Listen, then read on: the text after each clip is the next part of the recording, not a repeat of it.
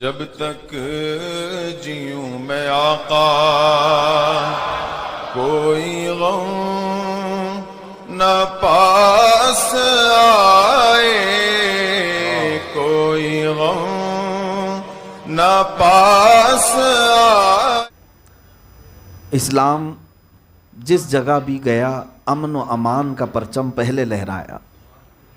آپ تاریخ اٹھا کر کے دیکھ لیں، یہ صرف میری باتیں نہیں ہیں، ان مورخین میں بھی لکھا ہے جن کا اسلام سے کوئی تعلق ہی نہیں ہے۔ آج بھی انگریزوں کے بڑے بڑے تاریخ دان جنہوں نے کتابیں لکھی ہیں انگلش میں ہیں، آپ اٹھا کر کے پڑھ سکتے ہیں ان کی تاریخ۔ جنہوں نے صلاح الدین ایوبی کی تاریخ لکھی ہے، انہوں نے بھی برجستہ یہ صاف صاف لکھا ہے کہ ہم نے ایسا جرنیل اور ایسا سپہ سالار نہیں دیکھا جو اس قدر قیدیوں کو معاف کرتا ہے، جو اس کے خلاف تلوار اٹھا کر کے آئے۔ دیکھیں، جو ہمارے خلاف تلوار اٹھائے، دنیا پوری جانتی ہے کہ جنگوں میں ہوگا یہ کہ جو تمہارے خلاف تلوار اٹھایا اس کے ساتھ تمہارا بھی مقابلہ ہوگا ہی۔ میاں اگر تم نہیں اٹھاؤ گے وہ مارے گا، اور اگر تم جیت گئے تو ٹھیک ہے، یہ تو جنگوں میں ہوتا ہی ہے۔ اگر کوئی یہ سوال کرتا ہے کہ قیدی بنا کر کے کیوں لایا گیا، تو صرف جرم یہی ہوتا ہے کہ تم نے ہمارے خلاف تلوار اٹھائی کیوں تھی، اور اگر تم سکسیس ہو جاتے تو ہماری گردن بھی مار سکتے تھے۔ بات تو یہی ہے نا۔ مثال کے طور پر چلتے پھرتے آدمی کو پولیس پکڑ کر کے نہیں لے جائے گی اندر، لیکن پولیس پر اگر کسی نے ہاتھ اٹھایا یا پھر کچھ اسلحہ دکھایا تو کیا اس کو چھوڑ دیا جائے گا؟ اس کو اٹھا کر کے قید کر دیا جائے گا۔ کیوں؟ یہ جرم سمجھا جاتا ہے کہ تم نے حکومت یا پھر جو لوگ اہلکار تھے ان کے خلاف تم نے ہتھیار اٹھائے، یہ بڑا جرم ہے۔ اسی طرح سے جنگوں اور جہادوں میں جو لوگ بھی مخالفین تلوار اٹھاتے اور تیر چلاتے ہیں تو پھر ظاہر سی بات ہے یا تو وہ مارے جاتے یا تو پھر قید کیے جاتے۔ یہ انصاف ہی تھا، انصاف ہی ہے۔ اب میں بات آپ کو حضور پاک صلی اللہ تعالیٰ علیہ وسلم کی زندگی پاک کی بتاؤں۔ پوری دنیا کا دستور یہ ہے کہ جنگوں میں جب دو جماعتوں کی جنگ ہو جائے تو سامنے سے آنے والے کو، مثال کے طور پر اگر ایک ملک کی جنگ دوسرے ملک والوں سے ہو رہی ہے تو جو ملک فاتح ہے، فتح پا گیا، شکست کھانے والی فوج کو وہ چھوڑ نہیں دیتے۔ پھر فوجیوں کے جو سزائیں ہیں وہ الگ انداز کی ہیں، ٹرائل چلتا ہے، معاف نہیں کیے جاتے۔ آج بھی دیکھ لیں آپ دنیا میں، میاں جنگ کرنے کی بات تو دور کیا، بارڈر کراس کر کے اگر پہنچ گیا تو نہیں چھوڑا جاتا، نہیں چھوڑا جائے گا۔ کیوں؟ تم آئے کیوں ادھر ہمارے ملک میں؟ یہ دنیا کا دستور ہے۔ لیکن نظام مصطفیٰ میں آپ کو بتاؤں رحمت للعالمین کے مظاہر کتنے ہیں۔ وہ لوگ جو مدینے پر حملہ کرنے آئے، حضور گئے نہیں تھے، خود آئے حملہ کرنے کے لیے، 1000 سے زیادہ کی تعداد لے کر، ہتھیار، تلوار، ساری چیزیں لے کر آئے، لیکن فتح رسول اللہ کو ہوئی۔ اس کے بعد 70 لوگ قیدی بن کر آئے، باقی سب بھاگ گئے۔ اب رسول پاک صلی اللہ تعالیٰ علیہ وسلم کو یہ اختیار تو ہے کہ وہ جو سزا دینا چاہیں دیں، کیونکہ یہ جنگی مجرم ہیں، اور پوری دنیا جانتی ہے جو جنگی مجرم ہیں، تلوار اٹھا کر کے ہمارے قتل کے لیے آئے تھے، انہیں نہیں چھوڑا جائے گا۔ انہیں یا تو عمر قید کی سزا دی جاتی ہے یا قتل کی سزا دی جاتی ہے کہ یہ آئے تھے ہمارے خلاف لڑنے کے لیے۔ لیکن آپ کو میں بتاؤں رسول پاک صلی اللہ تعالیٰ علیہ وسلم نے ان 70 قیدیوں کے ساتھ کیا سلوک فرمایا، کیا سلوک فرمایا۔ صحابہ اکرام سے مشورہ کرنے کے بعد، صحابہ اکرام نے میں بعض صحابہ نے مشورہ بھی دیا تھا کہ ان کو ختم کر دیا جائے، ان کو چھوڑا جائے گا پھر دوبارہ آئیں گے، لیکن اللہ کے حبیب صلی اللہ تعالیٰ علیہ وسلم نے فدیہ لے کر کے ان کو آزاد کیا۔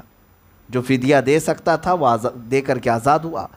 بلکہ بعض لوگوں کے لیے حضور پاک نے یہ بھی رکھا کہ اگر تمہارے پاس فدیہ دینے کی طاقت نہیں ہے، کوئی ہنر جانتے ہو، کوئی فن جانتے ہو، تو میرے 10 صحابہ کو وہ ہنر سکھا دو اور آزاد ہو جاؤ۔ کسی بھی دنیا کی جنگ میں قیدیوں کے ساتھ یہ سلوک آپ نہیں دکھا سکتے، نہیں دکھا سکتے۔ ظلم سے اگر ہمارا کوئی ایک پیسے کا بھی تعلق ہوتا تو ان سارے لوگوں کو جلا کر کے مار دیا جاتا، کاٹ دیا جاتا، جو مسلسل صحابہ کو تکلیفیں دے رہے تھے۔ لیکن دیکھیں آزاد کیے گئے وہ لوگ تو کیا جنگیں بند کر دی انہوں نے؟ پھر آئے 1 سال کے بعد احد کے میدان میں، وہاں پر بھی 70 صحابہ کو شہید کر کے گئے. کیا بند کر دیا انہوں نے جنگیں؟ پھر آئے جنگ خندق کے موقع پر 10,000 سے زیادہ کا لشکر لے کر کے آئے.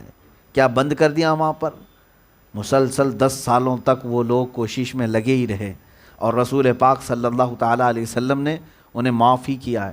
میں نے اس سے قبل کسی تاریخ میں شاید کسی بیان میں یہ عرض کیا تھا کہ حضور پاک صلی اللہ تعالیٰ علیہ وسلم کے جو کل غزوات ہیں جس میں حضور پاک شریک ہوئے وہ 17 ہیں، اور بعض نے 27 کا عدد بتایا. غزوہ اور سریہ، غزوہ اس کو کہتے ہیں جس میں خود رسول پاک تشریف لے گئے، اور سریہ اس کو کہتے ہیں جو حضور نے کسی کو بھیجا، خود نہیں گئے، صحابہ گئے. کل ملا کر کے ان غزوات میں جو غزوات اور سریہ دونوں کی تعداد 80 کے قریب پہنچتی ہے، اور مفسرین نے اور تاریخ دانوں نے اس کا پورا ماحصل نکالا ہے کہ کل کتنے ان جنگوں میں قتل ہوئے تھے. تو ٹوٹل ملا کر کے 251 یا 253 لوگ قتل ہوئے ہیں پوری جنگوں میں. پوری جنگوں میں یہ 10 سال کے عرصے کے اندر رسول پاک صلی اللہ تعالیٰ علیہ وسلم سے مقابلے کے لیے آتے رہے، اور ان میں جو پورے لوگوں کی تعداد ہے اتنے قتل ہوئے ہیں. اب مجھے بتائیے، یہاں اگر میں آپ کو ورلڈ وار فرسٹ اور ورلڈ وار سیکنڈ کی اگر صرف چھوٹی سی ہسٹری بتا دوں، اتنے لوگ مارے گئے ہیں. یہ جو فرسٹ ورلڈ وار ہوئی تھی اس میں ملین کی تعداد میں لوگ مارے گئے ہیں، 1-2 ملین نہیں. دوسری جنگ عظیم میں تقریباً 5 کروڑ کے تعداد، کروڑوں کی تعداد بتا رہا ہوں. دوسری جنگ عظیم جو 1940 کے آس پاس ہوئی تھی، اس وقت تک 5 کروڑ تک لوگ مارے گئے، اور پھر کتنے زخمی ہوئے، کتنے بے گھر ہوئے، کتنے شہر تباہ ہوئے، یہ ابھی تو ملایا ہی نہیں ان چیزوں کو. دنیا آپ نے دامن میں ہزاروں دھبے رکھی ہوئی ہے، اور ظلم کی بات حضور کی طرف یا اسلام کی طرف اٹھاتے ہیں. حقیقت میں بات یہ ہے میرے عزیزوں، میں آج اتنا کہنا چاہتا ہوں کہ یہ چور اپنا منہ چھپا کر کے دنیا کو چوری کا الزام لگانے والے، آج یہی کیفیت کے ساتھ پوری دنیا میں پروپیگنڈا پھیلایا جا رہا ہے. سارے مظالم ان کے ہاں خود موجود ہیں جو اسلام کے خلاف بھونکتے ہیں. اسلام کے اور مسلمانوں کے نام کے ساتھ جو لفظ جوڑا جاتا ہے ظلم کا یا آتنک کا یا دہشت کا، اگر صحیح معنوں میں سرچ کر کے یا تحقیق کر کے بتاؤں تو سارا ظلم اور ساری دہشت اور ساری آتنک انہی لوگوں کے پاس موجود ہے، انہی لوگوں کے پاس موجود ہے. زہر پھیلانا انہوں نے اپنے سر پر لے رکھا ہے، نفرت پھیلانا ان کے ہاں موجود ہے. یہ ہم اتنے دن تک بولتے نہیں تھے، آج بولنے کی وجہ کیا ہے کہ یہ تو سروں پر چڑھتے ہوئے، دندناتے ہوئے، ناچتے ہوئے ہمارے گھروں تک آنے لگ گئے. یہ خطائیں ہیں ہمارے ان دانشوروں کی جو یہ کہتے رہے کہ نہیں ہم کسی چیز کا جواب نہیں دیں گے. میرے عزیزو، ظلم کے جس طرح سے ظلم کرنے کو اسلام منع کرتا ہے، اسی طرح ظلم سہنے کو بھی منع کرتا ہے. تم اپنی عادت یہ نہ ڈالو کہ ہم ظلم سہ کر کے جائیں گے، تمہاری نسلیں اور تمہاری تمام لوگ یہ نہ ہو کہ بزدل بن جائیں. بلا وجہ کا اگر ظلم کیا جاتا ہے تو تمہیں انسانی حقوق تو حاصل ہے، فنڈامنٹل رائٹس جس کو کہا جائے، بنیادی حقوق، یہ تو پوری دنیا مانتی ہے. عزیزان گرامی وقار، میں آپ کو ہیپوکریسی کس کو کہتے ہیں، ڈبل پالیسی کس کو کہتے ہیں، یہ تھوڑی سی چیزیں آپ کے سامنے رکھ دوں. دامن میں 1000 دھبے ہیں، اور دوسرے کا ایک نقطہ بھی اس کو بہت بڑا لگنے لگتا ہے. یاد دنیا، اس کی کو ہیپوکریسی کہتے ہیں، یعنی منافقت. ایک جگہ یہ پورے آنکھ بند کر کے بیٹھے رہے اور دوسری جگہ واویلا مچاتے رہ جائیں. ظلم کے خلاف اگر آواز اٹھانی ہے تو پھر سارے لوگوں کو ایک نظر سے دیکھو. جس ملک میں ہم رہ رہے ہیں آج، یہاں پر ظلم کی داستانیں لکھنے والے آتنکی پورے دہشت پھیلاتے ہوئے شہروں میں نہیں، گلیوں میں نہیں، ہر علاقے میں دندناتے ہوئے ناچ رہے ہیں. اور ان کے خلاف میڈیا کے، یہ دجالی میڈیا کے ایک اینکر کو بھی بولنے کی توفیق نہیں ہے. کوئی نیوز نہیں اٹھائے گا، کوئی نہیں کہے گا کہ یہ آتنکواد یا دہشت گرد ہیں جو مسجدوں کو پھونک دے رہے ہیں، جلا دے رہے ہیں، مسلمانوں کو نہتہ پا کر کے انہیں قتل کر رہے ہیں، مار رہے ہیں. ان کو کوئی آتنکواد نہیں کہے گا، ان کو دہشت گردی نہیں کہیں گے. یہی ہیپوکریسی ہے، یہی ڈبل پالیسی ہے۔ تمہیں سارا ظلم اور ساری آتنک مسلمانوں سے جوڑنے کی لگی ہے۔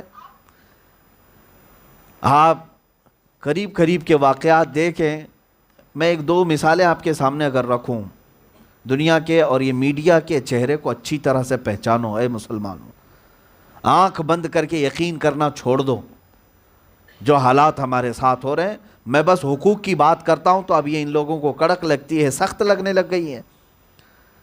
دو ابھی جو قریب کے گزرے ہوئے واقعات آپ دیکھ رہے ہوں گے، پنجاب کی سرزمین پر بھی ایک حملہ ہوا، ایک شخص کو مارا گیا۔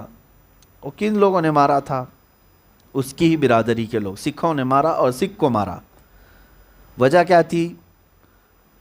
گرنتھ کو یا مقدس کتاب کو وہ جلانے کی کوشش کر رہا تھا یا ڈسٹ بین میں ڈالنے کی کوشش کر رہا تھا۔ جو کر رہا تھا غلط کر رہا تھا۔ کسی بھی مذہبی کتاب کے ساتھ یہ کرنے کی اجازت کوئی بھی نہیں دیتا، کوئی بھی ملک۔ اگر وہ کر رہا تھا تو بھاونائیں ہیں، لوگوں کے جذبات تھے، اور وہ نکل آئے باہر اور اس کو پکڑا اور اس کو ختم بھی کر دیا اور بری طرح سے مارا۔ یہ بھی نیوز ہے، ہم نے یہ بھی دیکھا، اس کو ختم کیا گیا، مارا گیا۔ لیکن ہتیا تو ہتیا ہے، یہ قتل ہوا ہے، قتل ہی ہے۔ اسی طرح کا دوسرا معاملہ بنگلہ دیش کی سرزمین پر بھی ہوا۔ قرآن کے ساتھ وہاں پر بے حرمتی ہونے کے معاملات آئے، وہاں پر بھی کچھ لوگ باہر نکلے اور فسادات ہو گئے۔ ہم اس کو بھی ڈینائی کرتے ہیں یا پھر اس کی مذمت کرتے ہیں کہ جن لوگوں کا قتل ہوا اگر وہ بے قصور تھے تو ظاہر سی بات ہے یہ ہتیا تو ہتیا ہے، قتل تو قتل ہے۔ لیکن ڈبل پالیسی جس کو کہتے ہیں ہیپوکریسی، وہ ایک جگہ تمہیں نظر آئے گی، وہاں پر مسلمان باہر آیا تھا اپنے جذبات لے کر، اس لیے وہ آتنکواد تھا، وہ دہشت گرد تھے۔ اور ادھر پنجاب میں جن لوگوں نے مارا وہ جذبات تھے ان کے، وہ آتنکوادی نہیں ہیں، وہ ان کی بھاونائیں تھیں، اس کو ٹھیس پہنچی تھی اس لیے مارا انہوں نے۔ کون سی دنیا میں یہ بیوقوف بناتے ہیں لوگوں کو۔ میرے عزیزو، اس طرح کے بے شمار واقعات ہم دیکھتے ہیں۔ یہ جگہ جگہ پکڑ کر کے جو موب لنچنگ کرتے ہیں، کبھی آپ نے سنا کہ یہ دہشت گرد ہیں؟ میڈیا کو کہتے ہوئے سنا کہ ایک مسلمان کو پکڑ کر کے سارے لوگ پیٹ رہے ہیں، مار رہے ہیں، کئی لوگوں کا تو قتل کر دیا، کبھی گوشت کے نام پہ، کبھی کسی اور بات کے نام پہ مار دیا، ختم کر دیا۔ اس کو دہشت گرد نہیں کہا جائے گا، اس کو آتنکواد نہیں کہیں گے۔ وہی اگر مسلمان کے ساتھ کوئی بھی معاملہ ہو، ارے وہ ایک مندر میں بھی کوئی بچہ چلا جائے تو اس کو آتنکوادی گھوشت کر دیا جائے، اس کو دہشت گرد گھوشت کر دیا جائے۔ یہ زہر کا ماحول کہاں سے چل رہا ہے؟ لوگ ہمیں امن کی بات کرنے کی بات کرتے ہیں کہ آپ امن پھیلاؤ، تالی ایک ہاتھ سے نہیں بجتی۔ اور دوسری بات یہ ہے کہ ہم زندگی بھر امن کی بات کرتے رہیں اور تم فساد مچاتے رہ جاؤ، تم بے قصور لوگوں کو قتل کرتے جاؤ۔ ظلم جو ہے یہ بڑھتا جب جاتا ہے تو پھر یاد رکھ لیں اللہ تبارک و تعالیٰ اس کی قدرت کا ایک قانون ہے، پھر ظالموں کے لیے وہ کسی کتے کو بھی کھڑا کر سکتا ہے۔ یہ ضروری نہیں ہے کہ کوئی حاکم آئے گا تبھی فیصلہ ہوگا۔ اللہ تبارک و تعالیٰ چاہے تو ظالموں کو مچھروں سے بھی ہلاک کرتا ہے، پانی سے بھی ہلاک کرتا ہے، ہوا سے بھی ہلاک کرتا ہے۔ ان ظالموں کو میں خبردار کرتا ہوں کہ جن لوگوں نے آتنک پھیلایا ہے اور یہ سمجھ رہے ہیں ہم جس ملک میں اور جس علاقے میں جو چاہیں کر لیں گے، انتظار کرو رب تبارک و تعالیٰ کے عذاب کا۔ ان قریب اور رب ذوالجلال کا عذاب تمہیں گھیرے گا۔ ہم نے ان لوگوں کو مرتے ہوئے دیکھا ہے جنہوں نے اپنی جوانی کی زندگی میں کچھ جگہ پر شر پھیلانے کے لیے مزارات کو جلایا تھا، مسجدوں کو جلایا تھا۔ ایک شخص کو میں نے ایسا ہی دیکھا جو خود جل کر کے مرا اپنی آخری عمر میں، شوق لگ کر کے۔ یہ ہمارے پاس موجود ہے۔ تم ظلم کر کے یہ سمجھتے ہو کہ ہم نے جو کچھ کیا وہ صحیح کیا ہے۔ میں آج دکھی دل لے کر کے آپ کے سامنے اس لیے بیٹھا ہوں کہ ہندوستان کے ایک اسٹیٹ تریپورہ میں جو مسلمانوں کے ساتھ حالات چل رہے ہیں، جتنی اخبار ہمارے تک پہنچی رہی ہیں یا پہنچ رہی ہیں، اس میں میڈیا کوئی رول ادا نہیں کرنا چاہتا۔ یہ وہی میڈیا ہے جو 20 گرام ڈرگز کے پیچھے مہینہ لگا دے گی 3000 کلو پہ، تو کوئی بات نہیں کرنا ہے۔ یہی ہیپوکریسی ہے نا. ان لوگوں کی بات پر کون توجہ کرے؟ آج ان کے منہ میں جو جتنا گھی رکھے گا اتنا یہ بولتے رہیں گے. ہاں قرآن پاک میں بھی ذکر موجود ہے کچھ ایسے لوگوں کا کہ فَمَثَلُهُ كَمَثَلِ الْكَلْبِ، کچھ لوگوں کے متعلق اللہ تعالیٰ نے فرمایا ہے. میں اب اس آیت کی تفسیر پر نہیں جا رہا ہوں جو اس کے مصداق ہیں، میں صرف آپ کے ذہن کی تقریب کے لیے کہہ رہا ہوں کہ کتوں کی طرح ہیں کچھ. ان کے سامنے کچھ ڈالو تو چاٹتے رہ جائیں گے، چاٹتے رہ جائیں گے، اور پھر چھوڑ دو تو دم ہلاتے رہ جائیں گے. یہاں پر جو حالات چل رہے ہیں، آج انہوں نے جس حکومت کے نشے میں آ کر کے یہ سب کام کرنا شروع کیا، ان کو ایسا لگتا ہے کہ یہ حکومتیں اور یہ گورنمنٹ پورے صدیوں تک قائم رہنے والی ہیں، برسوں تک قائم رہنے والی ہیں. ہم نے راتوں رات تختے پلٹتے ہوئے دیکھا ہے. میں نے ان لوگوں کو بھی اپنے آنکھوں سے دیکھا، قریب سے دیکھا، جن کا نام لینا بھی مشکل تھا عرب کنٹریز میں. ابھی جو ریولیوشن ہوا 2011 کے بعد، ایسے ایسے لوگ وہاں موجود تھے. میں خود وہاں پر زندگی گزار کر کے آیا. پریسیڈنٹ کا، پرائم منسٹر کا نام لینا بھی بڑا مشکل تھا، کوئی نام نہیں لے سکتا تھا. لیکن جب حالات تبدیل ہوئے راتوں رات ایسے کہ پھر ان کو چھپنے کی جگہ نہیں ملی، گٹر میں سو گئے، وہاں سے لوگ نکال کر کے مار دیے. ذلت آئے گی، تمہارا مقدر ہے. ظلم کے ذریعے سے اپنے تخت کو زیادہ دیر تک لمبا نہیں رکھ سکتے، اور تم انہی ظلم کے جال میں پھنس جاؤ گے. آج میں ان تمام لوگوں کا تو رد کرتا ہوں، مذمت کرتا ہوں، اور جہاں پر یہ ظلم ہو رہا ہے مجھے ایسا لگتا ہے کہ ساری چیزیں یہاں ملی جلی ہوئی ہیں. ایک کمیونٹی کو آزاد چھوڑ کر کے انہیں آتنک مچانے دے دیا جائے، اور دوسرے 79 لوگوں کو قتل ہونے کے لیے چھوڑ دیا جائے. اور اگر یہ سب حکومت کی مرضی اور منشا سے ہو رہا ہے تو وہ بھی اس بات کو سن لیں کہ یہ ظلم زیادہ دیر تک چلے گا نہیں، زیادہ دیر تک تم سکون کی نیند نہیں سو سکو گے. اللہ تعالیٰ قرآن پاک میں فرماتے ہیں وَمَا اللَّهُ بِغَافِلٍ عَمَّا يَعْمَلُ الظَّالِمُونَ. اللہ تعالیٰ ظالموں کے کاموں سے بے خبر نہیں ہے. کربلا کو یاد کر لینا، اس وقت تخت و تاج والے یہی سمجھے تھے کہ حسین اعظم کی آواز کو ہمیشہ کے لیے دبا دیں گے، مار دیں گے، اور آئے بھی کربلا میں بڑی بڑی ساز و سامان ہتھیار لے کر کے، اور 82 بھوکے اور پیاسے لوگوں کے اوپر 22,000 کا لشکر لے آیا تم ظالموں نے، اور پھر ان کے بچوں کو کاٹ دیا، گھوڑے دوڑا دیے، اور پھر یہ سمجھا کہ اب سب سکون سے سوئیں گے. ان 22,000 میں سے ایک آدمی بھی سکون کی نیند نہیں سو سکا. 3 سال کے اندر ان سب کی ایسی ایسی موت آئی کہ کتابیں اٹھا کر کے پڑھو. یزید کو ایسی بیماری لگی تھی کہ کوئی قریب نہیں جا سکتا تھا، سڑ گیا تھا. اور کس حال میں موت ہوئی؟ رات بھر رقاصہ وہ شراب کی حالت میں سو رہا تھا، ڈانس کرنے والی ڈانس کرتی رہی، اسی حالت میں مر گیا. آج تک قبر بھی نہیں ملی. کس کو پتہ ہے؟ تخت و تاج والے آج گٹر اور نالیوں کے نظر ہو گئے. وہ عبید اللہ بن زیاد کہاں گیا جو گورنر بن کر کے آیا تھا؟ ہانی بن عروہ، مسلم بن عقیل کو گورنر ہاؤس پر پھانسی دے کر کے لٹکایا تھا، کہاں چلا گیا؟ لیکن آج بھی جاؤ کربلا کی میدان میں مسلم بن عقیل کا سنہری مزار بھی نظر آئے گا، ہانی بن عروہ کا بھی مزار چمکتا ہوا نظر آئے گا. عبید اللہ بن زیاد کے جسم کو تو کتے کھا چکے تھے. اس کے مرنے کے بعد مختار ثقفی نے اس کے جسم کو کتوں کے حوالے کر دیا تھا. وہ شمر ذی الجوشن کہاں گیا جس نے حسین اعظم کی گردن کو الگ کیا تھا؟ تاریخ سب گواہ ہے، اور تاریخ پلٹتی رہے گی، آتی رہے گی. تلک الایام نداولھا بین الناس. رب تعالیٰ فرماتا ہے یہ دن ہم بار بار پلٹاتے رہیں گے. ایک جگہ کربلا ہوتا رہے گا اور دوسری طرف یزید ناچتے رہیں گے، اور جب جب یزید ناچے گا حسین کو اللہ پیدا کرے گا.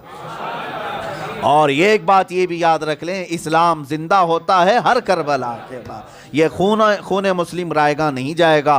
جہاں بھی نہتے اور بے قصور مسلمانوں کا خون بہایا جا رہا ہے، ہر قطرے کی قسم اسلام رنگ لائے گا. انشاءاللہ العزیز اسلام رنگ لائے گا. جس چیز سے تم خوف کھا کر بھاگ رہے ہو وہ تمہارے گھروں میں نظر آئے گا.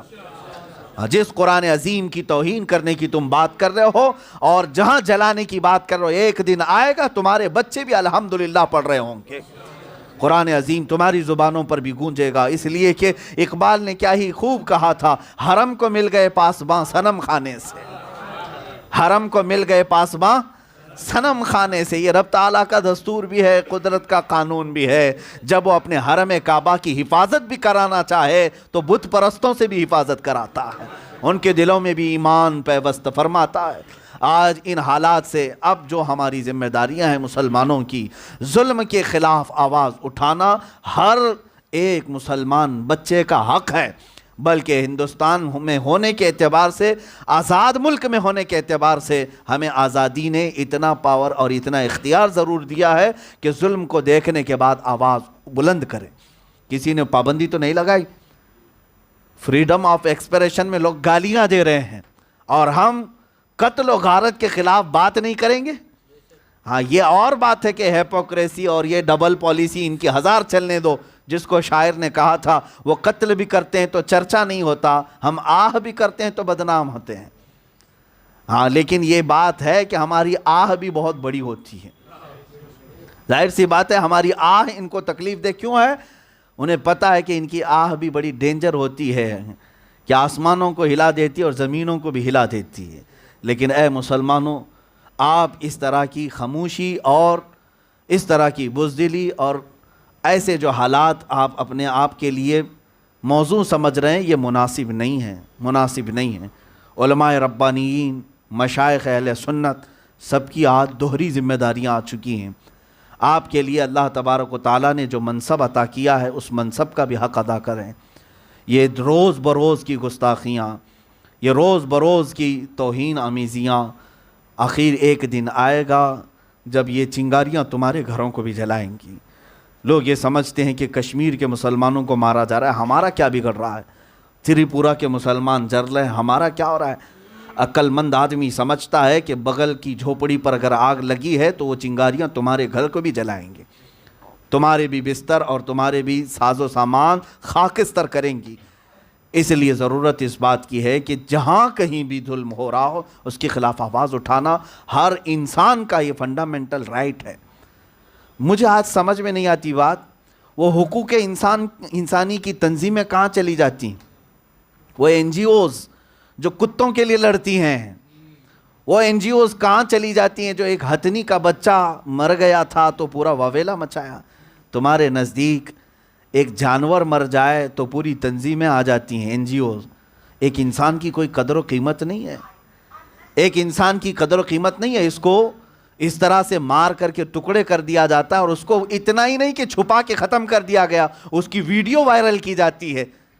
یہ خاک این جی او تنظیمیں چلاتے ہیں لوگ، ان کو پتہ ہے کہ ان کو مرنے دیا جائے۔ اسی لیے میں کہتا ہوں اے مسلمانوں، تمہارا کوئی سہارا نہیں، ابھی کوئی آسرا نہیں۔ جو تم جے جے کرتے ہوئے گھوم رہے تھے اب تک، سمجھ جاؤ آج اس کی گود میں چند دن بیٹھے، اس کی گود میں چند دن بیٹھے، اور تم نے جن جن کو مسیحا سمجھا، یہ سب کے سب تمہارے لیے ظالم ہی ثابت ہوئے۔ آج تک تمہارے حقوق پر بات کرنے والی کوئی پارٹی تک نہیں نظر آتی۔ اسی لیے اپنی قیادت کو سمجھو۔ آج بھی اگر نہیں سمجھو گے، نہ سنبھلو گے تو مٹ جاؤ گے ہندی مسلمانوں، تمہاری داستان تک نہ رہے گی داستانوں میں۔ یہ آج میں کیوں کہہ رہا ہوں؟ اس لیے کہ ابھی بھی ہمارے درمیان لوگ یہ سمجھتے ہیں کہ راجنیتی کر رہے ہیں، پالیٹکس کر رہے ہیں، اور یہ سیاست ہے۔ ہمیں ان تمام چیزوں سے کیا تعلق؟ اگر ہمارے حقوق محفوظ ہوتے، ہم تو ان کرسیوں کی طرف دیکھنا بھی نہیں چاہتے تھے۔ اگر اسلام، قرآن، رسول پاک کی ذات اور مسلمانوں پر حملے نہ ہوتے، ہمیں ضرورت بھی نہیں تھی ان کی کرسیوں کی طرف دیکھیں۔ لیکن تم نے اقتدار کے نشے میں اب پوری قوم کو نہیں بلکہ پورے دین کو ہلانا شروع کیا، تو ظاہر سی بات ہے کہ ہم جیسے فقیر بھی میدان میں اتریں گے، اور پھر دیکھنا ایک دن وہ آندھی اور طوفان کی شکل اختیار کریں گے، اور بعد میں پھر تمہیں خبر ہوگی کہ ہم نے ان لوگوں کے ساتھ غلط کیا ہے، ظلم کیا ہے۔ ہلاکو نے مسلمانوں کو قتل کر کے، یا پھر چنگیز خان نے پورے مسلمانوں کی کھوپڑیوں کو ایک جگہ پیوست کر کے کبھی اپنی کرسی کو لمبی دیر تک چلا نہیں سکا۔ آج آپ ढूंढ करके निकालें. चंद दिनों पहले मैं एक मुताले में था, डिस्कवरी वाले जो जगह जगह की खोज करते हैं, नई चीज़ें निकालते हैं, डिस्कवरी वालों को पता नहीं क्या पड़ी थी, वो चंगेज़ की कब्र ढूंढने में निकले थे. चाइना में या मंगोलिया में कहीं पर मिल होगी. ढूंढ ढूंढ करके उन लोगों ने कई दिन सर खपाए, उसके बाद फिर ऐलान किया, पता नहीं चला कि कहाँ थी. कहा क्यों? इसलिए कि उसके जो मुखालिफिन थे उसकी लाश के साथ कुछ बुरा करने वाले थे, इसलिए छुपा करके ख़त्म कर दिया गया था. वो बादशाह जो तकरीबन आधी दुनिया पर कब्ज़ा करने का दावा करता था और जगह जगह जा करके उसने लाशें बिछाई थी, तुमने कब्र भी छुपा करके रखी है और तुम्हें डर इस बात का है कि उसकी लाश के साथ बेहुरमती होगी. एक तरफ इधर आओ, हमने कब्र हुसैन को ज़ाहिर करके रखा हुआ है, ज़ाहिर करके रखा हुआ है. वो दुश्मन का है जो 22,000 की तादाद में आए थे. हुसैन आज़म की कब्र पाक को और छुपाना चाहिए था, लेकिन इतनी ज़ाहिर है कि आज लाखों ने करोड़ों की तादाद में अपनी हाजतें पूरी करने जाते हैं. मेरे अजीज़ों, जुल्म का निशान नहीं होता, जुल्म की दास्तान ख़त्म हो जाती है. लेकिन आपकी ये ज़िम्मेदारी है कि ज़ालिमों को पहचानो और उनकी गोद में ना बैठो. कुरान की एक आयत मैं आपको सुनाता हूँ, वला तरकनु इलल्लज़ीन ज़लमू. क्या है इस आयत का मतलब? रब ताला फरमाता है जो लोग जालिम हैं उनकी तरफ झुकाव भी मत रखना. फतमस्सकुमुन्नार, अल्लाह फरमाता फिर आग तुम्हें भी पकड़ेगी.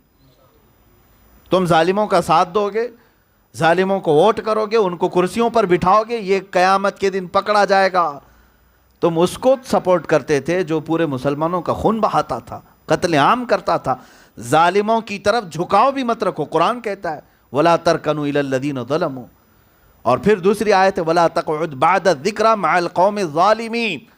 जब अल्लाह ने तुझे याद दिला दिया है, हिदायत तुझे मिली है, तो जालिम के साथ बैठना भी मत, उसके साथ ना बैठना. यहाँ लोग सेल्फियाँ लेने में भी अपने आप को फ़ख्र महसूस करते हैं जालिमों के साथ. हाँ, उनके साथ फ़ोटो निकाल लें और ताकि पूरे सोशल मीडिया पर हम चलाएं कि हमारा भी वही स्टेटस है जो ये जालिम का है. अज़ीज़ान गिरामी वक़ार, उलमा भी अपना मनसब समझें, और जो हमारे सुनने वाले हैं उनको मैं ये मैसेज ज़रूर दूंगा कि अपना सियासी शऊर भी बेदार करो. अल्लाह ताला ने जो तुम्हें ताकत व क़ुव्वत अता की है, आज भी तुम जो है अपने फ़ैसलों से बहुत कुछ बदल सकते हो. मुझे अफसोस इस बात का है कि अब पूरा हिंदुस्तान सोने लग गया है. एक जुआरी जो नशे में डालता है लोगों को, इसी तरह से आज हालात बनाए जा रहे हैं कि सबको ऐसा नशा दे दिया जाए, खामोश हो जाए, कुछ भी हो रहा हो खामोशी इख्तियार कर ली जाए. नहीं मेरे अजीज़ों, ये खामोशी सबको तबाह करेगी, बर्बाद करेगी. हमारी भी कोई ज़िंदगी बाकी नहीं रहेगी. अब लोग ये समझते होंगे कि ये बोल रहे हैं, फ़लाँ चीज़ कर रहे हैं, सख्तियाँ हो रही हैं. मुझे पता है, हमने सर यूं ही ओखली में नहीं रखा है. हमें पता है कि जब सर ओखली में रखा जाता है तो मुसल भी आ सकता है सर पे. तो अब हम उससे नहीं डरते, खौफ नहीं रखते. मेरा ज़मीर सिर्फ इतना कहता है कि अगर जुल्म देखो तो आवाज़ तो बुलंद करो. मेरे आका सल्लल्लाहु ताला अलैहि वसल्लम ने इरशाद फरमाया, जब तुम बुराई देखो तो हाथ से रोको, नहीं रोकने की ताकत है तो ज़ुबान से रोको, उसकी भी ताकत नहीं है तो दिल से बुरा जानो और वहाँ से उठ जाओ. और ईमान का ये सबसे कमज़ोर हिस्सा है, दिल से बुरा जानना. अब लोग अगर दिल से भी बुरा नहीं समझते जुल्म को, तो तुम्हारा ईमान भी जा चुका है. ईमान होगा तो बुराई को बुरा समझोगे, जुल्म को जुल्म समझोगे, खराबी को खराब कहोगे. और अल्लाह ने अगर ज़ुबान दी है तो खराबी को खराब कहो, बुराई को बुरा कहो, जालिम को जालिम कहो. किस बात का खौफ है? और जिहाद की जहाँ तक बात है, हदीस पाक में यही मिलता है, इन्ना अफ़ज़ल जिहादी कलिमतुल हक़ इंद सुल्तानिल जाइर. सबसे अफजल जिहाद जालिम बादशाह के सामने हक बात कहना. हक बात कहो, ये सबसे अफजल जिहाद है. आज की ये हालात हमें इस तरह से बेकाबू कर रहे हैं मेरे अजीज़ों, जीने का भी मज़ा ख़त्म हो चुका है. रसूल पाक सल्लल्लाहु ताला अलैहि वसल्लम का फरमान याद आता है, मसलुल मुमिनी का मसली जसदिन इज़श्तका अदुन तुदाअ लहू साइरुल जसदी बिस्सहरी वल हुम्मा औ कमा क़ाल रसूलुल्लाह सल्लल्लाहु अलैहि वसल्लम. अल्लाह के नबी सल्लल्लाहु अलैहि वसल्लम फरमाते हैं, मोमिन की मिसाल एक जिस्म की तरह है. اگر ایک عضو کو تکلیف ہو تو پورا جسم بخار زدہ ہو جائے. اگر پیر میں ٹھوکر لگے تو بخار سر میں بھی آتا ہے, جسم میں بھی آتا ہے. کیوں؟ عضو جڑا ہوا ہے جسم کے ساتھ, پارٹ ایک دوسرے کے ساتھ جڑے. ایسا ہم نہیں کہہ سکتے کہ یہ ہاتھ تکلیف میں ہے تو باقی سب اچھا ہے. سب میں درد اور بے چینی آتی ہے. سر میں اگر درد ہو تو کھانا اچھا نہیں لگتا, کہیں جانا اچھا نہیں لگتا, بیٹھنا اچھا نہیں لگتا. کیوں؟ اس لیے کہ یہ پارٹ سارے جسم کے ایک دوسرے سے جڑے ہوئے ہیں. اور میرے آقا صلی اللہ علیہ وسلم فرماتے ہیں تمام مومنین ایک جسم کی طرح ہے. ایک کو اگر درد ہو رہا ہے, تکلیف ہو رہی ہے, تو تمہیں بھی بے چین ہونا چاہیے, بے قراری تمہارے اندر بھی آنا چاہیے. آج لوگ یہاں پر بڑی بڑی پارٹیاں اور بڑے بڑے خوشیوں کے ماحول میں تو جی رہے ہیں, لیکن ان کے گھروں کی ذرا برابر تمہیں خبر بھی نہیں, جن کے گھر اجاڑ دیے, ان کے گھروں کو جلا دیا گیا. کتنے چھوٹے بچے ایسے ہیں جو یتیم ہو چکے, اپنے ماں باپ کا سایہ ان کے سروں سے اٹھ چکا ہے. کیا ان باتوں کا درد ہمارے سینے میں نہیں آ سکتا؟ اور اگر درد نہیں آتا ہے تو پھر ایمان کی خیر مناؤ, اپنے ایمان کی خبر لو. مومن ہے تو دوسرے مومنین کا درد محسوس کرو. لوگ تو یہاں ایسے بھی حالات آ گئے. ایک مولانا صاحب مجھ سے کہہ رہے تھے کشمیر کا نام بھی لینا مشکل ہو گیا ہے. کیوں مشکل ہو گیا ہے؟ کیوں مشکل ہو گیا ہے؟ یہی دجالی میڈیا کی وجہ سے کہ انہوں نے بھونک بھونک کر کے کہا ہے کہ وہاں سارے آتنکوادی رہتے ہیں. ظالموں, تمہیں پتہ نہیں, وہاں جا کر کے تو دیکھو وہ نہتے لوگوں کے اوپر جو اتنے دنوں سے کئی چیزوں کی بندشیں لگا کر کے ان کے جینا دشوار کر کے رکھا ہوا ہے, ان کے بارے میں کوئی بولنے والا تک نہیں. ان کو دوسرے ملکوں میں ہونے والا ظلم تو نظر آتا ہے, یہاں اپنے ہاں جو لوگ آتنک مچائے ہوئے ہیں ان کے خلاف کوئی بولنے والا نہیں ہے. کیوں یہ ہیپوکریسی مچائے ہوئے ہو؟ یہ میڈیا والوں سے بھی میں کہتا ہوں, کیوں اس طرح کی ڈبل پالیسی کرتے ہو؟ کیا ہم سیکنڈ نمبر کے شہری ہیں؟ مسلمانوں کا کوئی یہاں پر بلیدان نہیں رہا ہے, کوئی حصہ نہیں رہا ہے. آخر تم چاہتے کیا ہو ان مسلمانوں سے کہ روز بروز کا یہ ظلم, روز بروز کی یہ کہانیاں, روز بروز کی یہ داستانیں, اور اوپر بیٹھے ہوئے حاکموں کو اس کی خبر تک نہیں ہے؟ ایسا کیسے ہو سکتا ہے؟ ہمارے پی ایم سے تو ہم نے بہت پہلے یہ سنا تھا کہ کوئی کتے کا بچہ بھی اگر گاڑی کے نیچے آئے تو ان کو تکلیف ہوتی ہے, اور انسانوں کے بچوں کی کوئی تکلیف نہیں. قتل ہو گئے, اتنے مارے جا رہے ہیں, اس کی کوئی تکلیف نہیں. روکنا چاہے تو یہ حکام روک سکتے ہیں سختی کے ساتھ, ہمیں پتہ ہے. حکومت چاہے, پرشاسن چاہے, پولیس چاہے تو یہ ساری چیزوں کو روک سکتی ہے, فساد نہ مچائے جائے. اور آتنک کے ذریعے سے کسی کا بھلا نہیں ہونے والا. وہ بات یاد رکھو, لگے گی آگ تو آئیں گے کئی مکان زد میں, یہاں ہمارا ہی مکان تھوڑی ہے. ظاہر سی بات ہے, نفرت کی آگ جب جلے گی تو ہر جگہ یہ آگ پھیلے گی, اور نہ جانے کتنے بے قصور لوگ اس آگ میں جائیں گے. بڑے بڑے لوگ اپنے محلوں میں راج کریں گے اور یہ شہر کو جلتا بجھتا دیکھتے رہیں گے, لیکن اس میں وہی لوگ جلیں گے جو جذباتی ہوں گے. کبھی باہر آئے اور کمزور قسم کے لوگوں کو پکڑ کر کے مار دیا جائے گا, ادھر بھی ہوگا ادھر بھی ہوگا, یہ ظلم چلتا رہے گا. اسی لیے امن و امان کی بات کرنے والوں سے میں کہتا ہوں کہ دونوں طرف اپیل کی جائے. ایسا نہیں کہ صرف مسلمانوں کو 144 لگا کر کے بند کریں اور کہیں کہ آپ باہر نہ نکلیں, حالات خراب ہیں. ان لوگوں سے بھی کہا جائے جو فاشسٹ تنظیمیں ہیں, جو کھلے عام نعرے بازی کرتی ہیں, ان تنظیموں کو بینڈ کیا جائے جو ریلیوں میں کسی مذہب پر حملہ کرتی ہیں. آج دیکھیں یہی تو اسلام ہے. ان خبیثوں کے اتنے بھونکنے کے بعد میرے نبی کی شان میں کہیں سے کوئی آپ نے ان کے مقدسات کی توہین کرتے ہوئے کسی کو سنا؟ آپ نے کہیں کسی مسلمان ذمہ دار نے, کسی عالم نے, یا کہیں سے کسی بھی بڑے حاکم نے کہ ان کے بھی دیوی دیوتاؤں کو بولو, خداؤں کو بولو, کتابوں کو بولو, کہیں آپ نے سنا؟ یہ اسلام ہمیں سکھاتا ہے. لا تسبوا الذین یدعون من دون اللہ. اللہ قرآن میں فرماتا ہے جو اللہ کو نہیں چاہتے, اللہ کو نہیں پکارتے, ان کو گالی مت دو. پلٹ کر کے وہ اللہ کو گالی دیں گے. ہمارا ہی مزاج ہی نہیں رہا ہے. زبان تو اللہ نے ہمیں بھی دی ہے, تمہیں بھی دی ہے. تم نعرہ لگا کر کے دوسروں کے دلوں کو چھلنی کر کے سمجھتے ہو, بلکہ تم اپنی حیثیت اور حقیقت بتاتے ہو کہ تم حرام الدہر ہو, تمہارا نطفہ ناپاک ہے. اس لیے کہ کوئی بھی ضمیر رکھنے والا آدمی, تمہیں لڑنا ہے کسی کی ذاتیات سے لڑو, ہمارے سے. کسی نے تمہاری پراپرٹی ہڑپ لی ہے, کسی نے جائیداد قبضہ کیا ہے, جاؤ اس پر کیس کرو, مقدمہ کرو, اس سے جو لڑنا ہے لڑو. لیکن یہ کیا بات ہے کہ کہیں سے کروڑوں مسلمانوں کے دلوں کو چھلنی کیا جائے, ان کے مقدسات کی توہین کی جائے. ہمیں یہ بات سمجھ میں نہیں آتی. ڈپارٹمنٹ والے ہم سے کہتے ہیں کہ آپ یہ سب باتیں نہ کہو, ہم دیکھ رہے ہیں. ہم تو دیکھ رہے ہیں, کب سے دیکھ رہے ہیں, سب کر کے دیکھ لیا. آپ نے صرف لالی پاپ دیا اور کچھ بھی نہیں دیا اب تک. ہاں دیکھا ہے کہ جو بھی گستاخ ہے اس کے خلاف جا کر کے ایک دو نہیں کئی جگہ پر ایف آئی آر ہوئی, کمپلینٹ کیے گئے. مجھے بتائیں یہ کیا ایکشن لیا گیا ہے؟ کہیں لیا گیا ہے؟ وہ ظالم و درندے ابھی بھی دندناتے ہوئے گھوم رہے ہیں, اور گرفتاری کی تلوار تو ہمارے گردن پر لٹکی ہوئی ہے. آپ کیوں بولے؟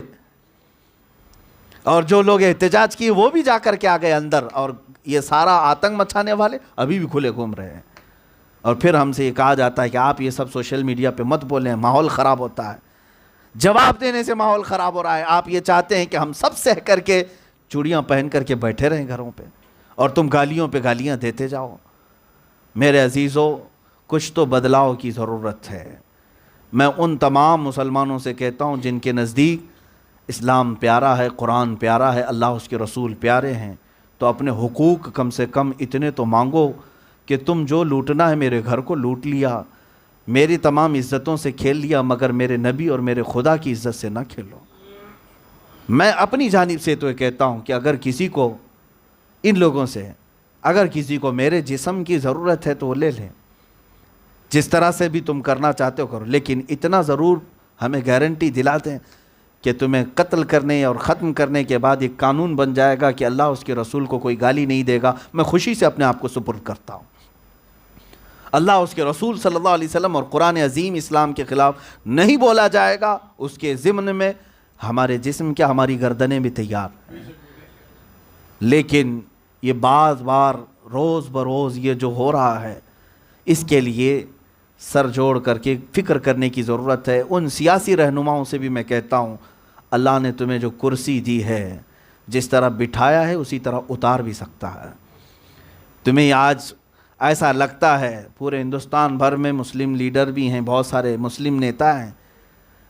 ہر کمیونٹی کا جو لیڈر آتا ہے وہ اپنی کمیونٹی کے حقوق پارلیمنٹ میں کھڑے ہو کر کے مانگتا ہے. ان لوگوں کو کیا کون سی چیز مانے ہے؟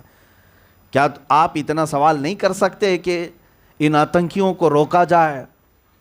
میاں جھگڑے تو ہوتے رہتے ہیں, اختلافات ہوتے رہتے ہیں, اور آس پاس کے معاملات گرم ہوتے رہتے ہیں, لیکن یہ دھارمک طور پر جو ہندوستان کا ماحول خراب کیا جا رہا ہے, اس کو روکو. اور لوگ آج تک میڈیا میں آپ دیکھ رہے ہیں, سارا آتنک انہوں نے مچایا. ایک طرفہ چیز چل رہی ہے یہاں پر, ایک طرفہ چیز چل رہی ہے ہر جگہ. ہر جگہ مسجدوں کو شہید کرنا, درگاہوں کو جلانا, مسلمانوں کو مارنا, موب لنچنگ کرنا, یہ سب ایک طرفہ چل رہی, ایک طرفہ چل رہی. اس کو روک نہیں سکتے, اور پھر چند مسلمانوں کا خوف دلا دلا کر کے دوسرے لوگوں کو بھڑکایا جا رہا ہے. ہندوؤں سے بھی, جن لوگوں سے ہمارے تعلقات ہیں یا جو سنتے ہیں, وہ اچھی طرح سے جانتے ہیں کہ کیا ہو رہا ہے. میں سمجھتا ہوں سیکولر قسم کے جو لوگ ہیں وہ ان چیزوں کو پسند نہیں کرتے. میں ان سے یہ کہوں گا کہ ان ظالموں کو اگر کھلے عام چھوڑا جائے تو یہ ہندو دھرم کو بدنام کرنے والے لوگ ہیں. کیا دھرم کی یہ تعلیمات ہیں کہ نبی کریم صلی اللہ تعالیٰ علیہ وسلم کی شان میں گالیاں دی جائیں؟ ایک بات ہمیں یہ بتا دے, کوئی پنڈت بتا دے, کیا دھرم یہ سکھاتا ہے؟ سناتن دھرم میں کہیں یہ تعلیمات دی گئی ہیں کہ جسے یہاں پر نہتا دیکھو مسلمان کو قتل کر دو, مار ڈالو؟ اور اگر یہی چیزیں ہیں تو پھر تم قرآن پر اعتراض کیوں کرتے ہو؟ تم یہ ساری چیزیں اگر کر رہے ہو کہ جہاں چاہے ان کو مارنے کی آزادی دے دی جائے, مسجدوں کو جلانے کا آرڈر دیا جائے, مزارات کو ختم کرنے کا آرڈر دیا جائے, یہ روز بروز ہو رہا ہے, تو یہ چند لوگ کیا دھرم کو بدنام کرنے والے لوگ نہیں ہیں؟ جس طرح ہم اپنی برات کا اظہار کرتے ہیں کہ وہ کٹر تنظیمیں جو پاکستان سے سوسائڈ بم وغیرہ باندھ کر کے کہیں جا کر کے آتنک مچاتی، ہمارا ان سے کوئی تعلق نہیں، بلکہ ہمارا کیا، اسلام کا ان سے کوئی تعلق نہیں۔ ہم نے بہت پہلے سے ہی اس بات کو ڈینائی کیا ہے اور مذمت کرتے ہیں۔ یہ جہاد کا مفہوم ہی نہیں ہے جو اگر وہ کر رہے ہیں۔ اگر کوئی آ کر کے یہاں پر اٹیک کرتا ہے عام لوگوں پر، عام جنتا پر، ہم تو اس کی سخت مذمت کرتے ہیں۔ ایسے شخص کو کیا، بلکہ اس کے پیچھے جتنے ذہن کام کر رہے ہیں سب کو عمر قید اور پھانسی کی سزا دی جائے۔ اسلام کا ایسی چیز سے تعلق ہی نہیں ہے۔ اور اگر وہ اسلام کا نام لے کر کے ISIS کے نام سے آئے، چاہے وہ لشکر کے نام سے آئے، کسی بھی نام سے آئے، آتنک پھیلاتا ہے، دہشت پھیلاتا ہے، ظلم کرتا ہے، اس کا اسلام سے کوئی ایک پیسے کا تعلق نہیں ہے۔ ہمارے ہاں تو بلی کو باندھ کر کے رکھنے والی پر بھی وعید آئی حدیث پاک میں کہ اگر وہ مر گئی تو اسے جہنم میں ڈالا گیا۔ بلی کے بارے میں، انسانوں کا قتل تو دور کی بات ہے۔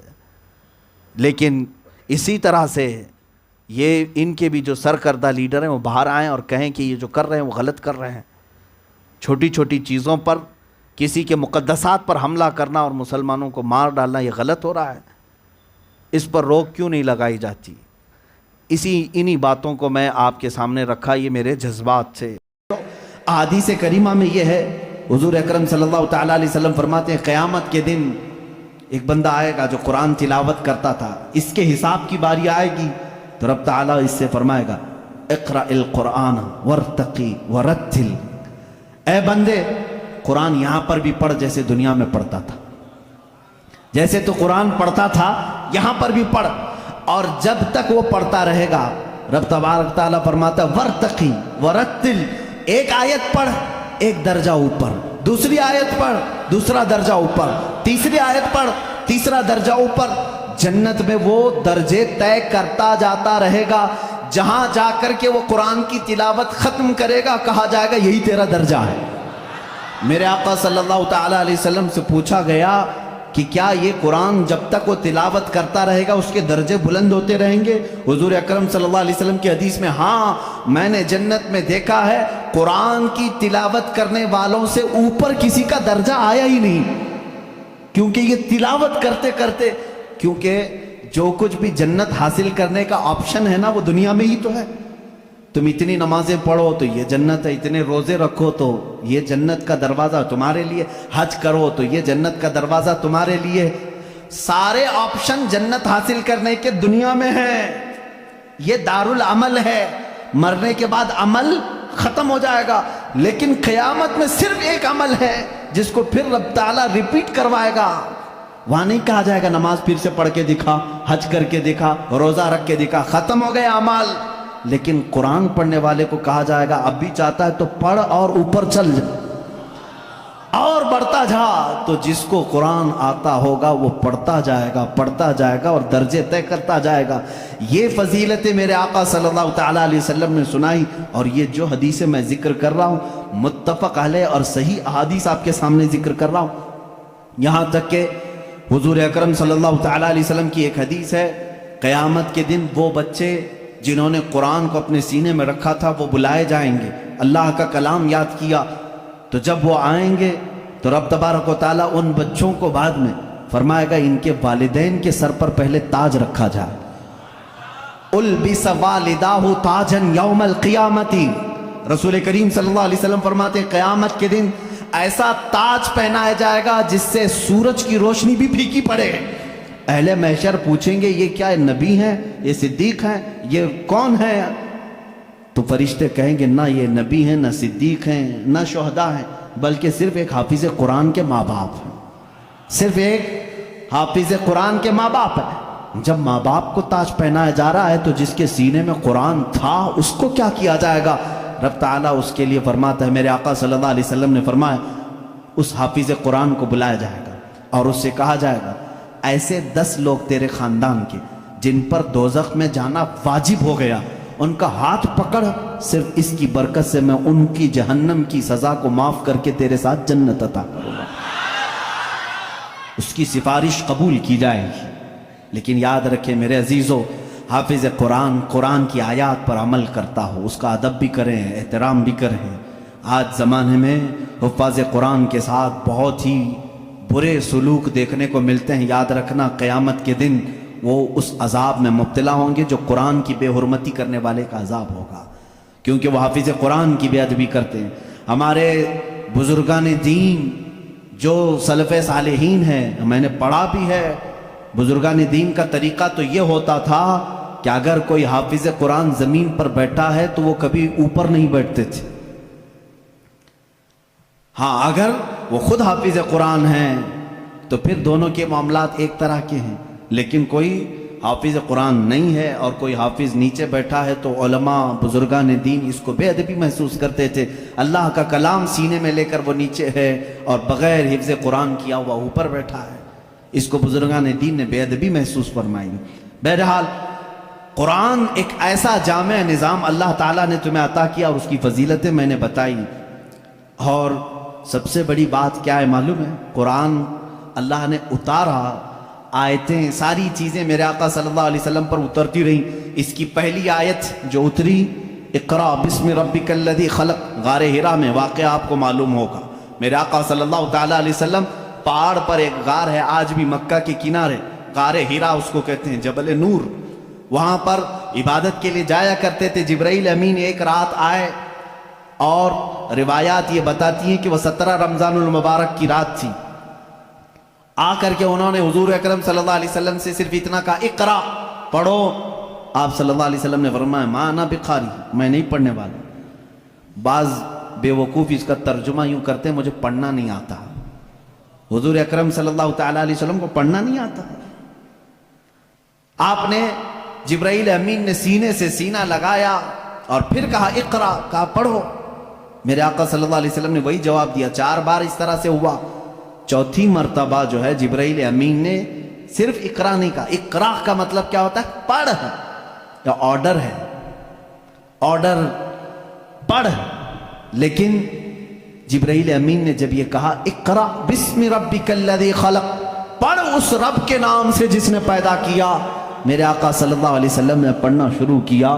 میرے آقا نے مزاج یہ بتایا اپنی امت کو کہ پڑھو وہی جو رب تک تمہیں پہنچا ہے، تعلیم حاصل کرو وہی جو رب کے نام سے شروع ہو یا رب تک تمہیں پہنچائے. یہ آیتیں یہاں سے شروع ہوئی اور آیتیں جو ختم ہوئی ہیں اس میں اختلاف ہے. بعض علماء نے لکھا ہے کہ الیوم اکملت لکم دینکم، یہ آخری آیت تھی جو حجۃ الوداع میں میرے آقا صلی اللہ علیہ وسلم جب آخری حج میں تھے نازل ہوئی. بعض علماء اور مفسرین نے فرمایا اذا جاء نصر اللہ والفتح، یہ سورہ پڑھتے ہوں گے نا آپ نماز میں، یہ قرآن کی سب سے آخری سورہ ہے نازل ہونے کے اعتبار سے. ایک بات ذہن میں رکھ لیں، نازل ہونے کی ترتیب الگ ہے اور پڑھنے کی آج ترتیب الگ ہے. قرآن آج جو پڑھا جاتا ہے اس کی ترتیب کیسے ہے؟ سورہ فاتحہ پہلے ہے الحمدللہ، اس کے بعد سورہ بقرہ ہے، اس کے بعد سورہ آل عمران ہے، اس کے بعد سورہ نساء ہے، اس کے بعد سورہ مائدہ ہے، اس کے بعد سورہ انعام ہے، پھر سورہ اعراف ہے. اس طرح سے یہ صورتیں چلی اور ختم کہاں پہ ہوئی؟ سورہ والناس، قل اعوذ برب الناس ملک الناس پڑھتے ہیں نا، یہ آخری سورہ. یہ پڑھنے کی ترتیب ہے، لیکن نازل ہونے کی جو ترتیب ہے وہ الگ ہے. پہلے آیتیں نازل ہوئی تھی 5. یہ باتیں میں کیوں بتا رہا ہوں یہ لاسٹ میں آپ کو خود سمجھ میں آ جائے گا. ذہن میں اتنا رکھ لینا، سب سے پہلے کون سی آیتیں نازل ہوئی؟ اقرا بسم ربک الذی خلق. آج بھی جب بچوں کی بسم اللہ خوانی ہم کراتے ہیں تو یہی آیتیں پڑھاتے ہیں. بچے کو سب سے پہلے یہی پڑھاتے ہیں. 5 آیتیں میں پڑھ بھی دیتا ہوں. اقرا بسم ربک الذی خلق، خلق الانسان من علق، اقرا وربک الاکرم الذی علم بالقلم، علم الانسان ما لم يعلم. یہ 5 آیتیں ہیں جو سب سے پہلے میرے آقا صلی اللہ علیہ وسلم پر نازل ہوئی. جبرائیل امین لے کر آتے تھے، حضور اکرم صلی اللہ علیہ وسلم کو سناتے تھے. یہ قرآن کی ابتدا ہے اور 23 سال تک نازل ہوتا رہا. 23 ایئرس، 23 سال تک نازل ہوتا رہا. آخر میں کون سی آیتیں نازل ہوئی؟ ایک تفسیر کی روایت کے مطابق اذا جاء نصر اللہ والفتح ورأیت الناس يدخلون فی دین اللہ افواجا فسبح بحمد ربک واستغفرہ انہ کان توابا. یہ 2 چیزیں ذہن میں رکھو. اقرا سب سے پہلے، سورہ اذا جاء نصر اللہ سب سے آخر. یہ قرآن کے نزول کا زمانہ میں آپ کو بتاؤں 23 سال تک نازل ہوئی. آپ کو میں بتاؤں قرآن اتنی فصیح زبان میں ہے. فصیح کا مطلب لٹریچر جس کو کہتے ہیں. جیسے ایک اردو ہے جو ہم اور آپ بول یہاں ہبلی کی زبان ہوتی ہے, اس کو فصیح اردو نہیں کہتے, لکھنؤ والے فصیح اردو بولتے ہیں. آپ کیسے اب ہم ظاہر سی بات ہے میں تقریر جو کر رہا ہوں ہو سکتا ہے یہ اردو الگ ہے, ہبلی والی اردو الگ ہے. اردو اگر میں وہ بولوں تو پھر یہاں بھونڈا لگے گا. آبے جابے تبے یہ اگر جو عام طور پر استعمال کرتے ہیں یہ بھونڈا لگتا ہے, کیونکہ فصیح زبان میں جب کوئی بیان کرے تو وہ دل میں اترتی بھی ہے بات. زبان کی مٹھاس اس کی فصاحت میں ہے. تو عربی زبان میں جو سب سے زیادہ فصیح جملے تھے وہ قرآن میں آئے. ایک بھی ہلکا جملہ نہیں آیا, ایک بھی کمتر جملہ نہیں آیا. اب جیسے ایک مثال میں آپ کو بتا دوں, گھٹنا لفظ ہے نا, گھٹنا, گھٹنے ٹیک دینا, لیکن آپ گڑگے بولتے ہیں, ہے کہ نہیں؟ گڑگے ٹیکو, گڑگا کیا چیز ہے یہ؟ گڑگا یہ تمہاری عامی زبان ہے. اگر یہ میں کتاب میں لکھ دوں کہ میں سجدے میں جاتے وقت گڑگا ٹیک دیا, آپ کو برا لگے گا. کیا مولانا اچھی زبان میں بیچ میں ہڈی لے کے آ گیا. گھٹنا لفظ ہے, گھٹنا یہ فصیح لفظ ہے, اور ایک عام لفظ ہوتا ہے جس کو آپ یوز کر رہے ہیں, سمجھ رہے ہیں؟ اب جیسے جانور کہتے ہیں, جانور ہے نا, اب عام زبان میں کہتے ہیں جناور. یہ فصیح لفظ نہیں ہے, یہ فصیح لفظ نہیں ہے. آپ یوز کر رہے ہیں, لیکن آپ جب آپس میں بات کرتے رہتے ہیں تو اس کو برا بھی نہیں سمجھتے. کتنے جناور ایسے ہیں, یہ کیا ہے, یہ فصیح اردو نہیں ہے. اچھا لڑکا کہتے ہیں, لڑکی کہتے ہیں, یہ فصیح اردو ہے. لڑکا آیا, لڑکی آئی, لیکن آپ کہیں چھورا آیا, چھوری آئی, یہ کیا ہے؟ چھوکرا آیا, چھوکری آئی. اس طرح کی یہ فصاحت میں استعمال نہیں, فصاحت میں استعمال نہیں. ایسی بہت ساری چیزیں ہیں اردو میں آپ کو سمجھا رہا ہوں. جو فصیح ہوتا ہے وہ لٹریچر ہے, اچھی زبان. اور قرآن پورا کا پورا فصیح عربی میں نازل ہوا ہے. ایک حرف بھی ایسا نہیں ہے جو عام لوگ یوز کرتے ہوں, ایک حرف بھی ایسا نہیں. اور صرف قرآن ہی اس طرح ہے. اور اسی وجہ سے اللہ رب العزت نے چیلنج پہ چیلنج کیا ہے قرآن پاک میں. چیلنج کس کو کہتے ہیں معلوم ہے نا آپ کو؟ لا کر کے دکھاؤ. اللہ تعالیٰ نے 4 جگہ پر چیلنج فرمایا. پہلا تو یہ ہے قُلْ لَئِنِ اجْتَمَعَتِ الْإِنسُ وَالْجِنُّ عَلَىٰ أَن يَأْتُوا بِمِثْلِ هَذَا الْقُرْآنِ. اللہ تعالیٰ فرماتا ہے اے محبوب آپ فرماتے ہیں سارے انسان جمع ہو جائیں, سارے جنات جمع ہو جائیں, دنیا میں جتنے انسان ہیں سب جمع ہو جائیں, جتنے جنات ہیں سب جمع ہو جائیں. اور اللہ فرماتا ہے کہ وَلَوْ كَانَ بَعْضُهُمْ لِبَعْضٍ ظَهِيرًا, آپس میں ایک دوسرے کی مدد بھی کریں. کس بارے میں جمع ہو کر کے کیا کریں؟ عَلَىٰ أَن يَأْتُوا بِمِثْلِ هَذَا الْقُرْآنِ, اس قرآن کی طرح ایک اور کتاب لا کر کے دکھائیں. یہ پہلا چیلنج تھا. عرب والوں کو چیلنج تھا, جو عرب والے عربی جانتے تھے. اگر یہاں والوں کو بولے ہوتے پتہ نہیں کیا ہوتا, دوسری زبان ہی نہیں ہے تمہاری. عرب والے جو عربی میں ماہر تھے ان کو ہی چیلنج ہے کہ یہ عربی میں قرآن اترا, اس طرح کا ایک قرآن لا کر کے دکھاؤ. پورے قرآن لانے کی بات چل رہی تھی, نہیں لا سکے, زمانہ گزر گیا. اس کے بعد رب تعالیٰ نے اس چیلنج کو تھوڑا ہلکا کر دیا, کم کر دیا. کہا ام یقولون افترا فأتوا بعشر سور مثلہ. یہ اللہ کے کلام پر جھوٹ کہتے ہیں, حضور کو کہتے ہیں شاعر ہے, ساحر ہے, جادوگر ہے. اے رسول ان سے کہہ دیں پورا قرآن تو اب تک بنا کے نہیں لا سکے, اس کی 10 سورتیں بنا کر کے لاؤ, اس کے جیسی 10 سورے بنا کر کے لاؤ. حضور اکرم صلی اللہ علیہ وسلم نے چیلنج کیا مکہ والوں کو, اور وہ آپس میں چمی گوئیاں کرتے رہتے تھے. ارے چیلنج تھوڑا ہلکا ہو گیا, اب تو بناؤ. پوری کتاب نہیں 10 سورے بنانا ہے. 114 سورتیں ہیں قرآن کی, اس میں سے 10 سورتوں کی برابر کوئی سورے لے کے آؤ. نہیں لائے. پھر اس کے بعد اللہ تبارک و تعالیٰ نے تیسری مرتبہ جا کر کے اور چیلنج کو کم کر دیا. وَإِن كُنتُمْ فِي رَيْبٍ مِّمَّا نَزَّلْنَا عَلَىٰ عَبْدِنَا فَأْتُوا بِسُورَةٍ مِّثْلِهِ. اگر تم کو شک لگتا ہے جو کچھ بھی ہم نے اپنے بندے پر اتارا ہے تو لاؤ اس قرآن کی طرح ایک ہی سورے. کتنی؟ ایک سورے لے کر کے آؤ. پہلے پورا قرآن کے جیسا لانے کا چیلنج تھا, بعد میں 10 سورے لانے کا چیلنج تھا, پھر تیسری مرتبہ رب تعالیٰ نے کیا فرمایا؟ ایک سورے لے کے آؤ. نہیں لائے. اور حضور اکرم صلی اللہ تعالیٰ علیہ وسلم نے کیا فرمایا معلوم؟ ایک سورے جب وہ نہیں لائے, اس زمانے میں کیا ہوتا تھا؟ کمپٹیشن ہوتا تھا شعر و شاعری کا. مشاعرے ہوتے ہیں نا, اچھا شعر کس کا ہے اس کو انعام دیا جائے. جو شعر و شاعری کرتے ہیں وہ جانتے ہیں. عرب والے شعر و شاعری میں بہت مشہور تھے. سال میں ایک مرتبہ مکہ میں حج کے موقع پر سب بڑے بڑے شاعر جمع ہوتے تھے, اپنے شعر سناتے تھے. اور جس کا شعر سب سے اچھا ہوتا تھا اس کے شعر کو کعبے کے دروازے پر لٹکایا جاتا تھا, اور اس کی فضیلت تھی سال بھر تک وہ شعر نکالے نہیں جاتے تھے, بلکہ اگلے سال اس سے بھی بہتر کوئی لاتا تو وہ نکالتے پھر اس کا لٹکاتے تھے. یعنی ورلڈ گینیز بک میں جس طرح ریکارڈ درج کیے جاتے ہیں, ارے میاں یہ ابھی جو ہے 100 انڈے کھایا ہے, اب دوسرے کا نام اسی وقت لکھا جائے گا جب 150 انڈے کوئی کھا کیا ہے. وہاں ریکارڈ بنانے کے لیے شعر و شاعری ہوتی تھی اور مکہ میں خانہ کعبہ کے دروازے پر لٹکائے جاتے تھے. وہ ہر سال کا معمول تھا. ایک سال میرے آقا صلی اللہ تعالی علیہ وسلم نے لکھا, انا اعطیناک الکوثر فصل لربک وانحر ان شانیک هو الابتر. 3 آیتیں ہیں, ایک چھوٹی سورہ ہے. لے جا کر کے میرے آقا صلی اللہ علیہ وسلم نے خانہ کعبہ کے دروازے پر لٹکایا.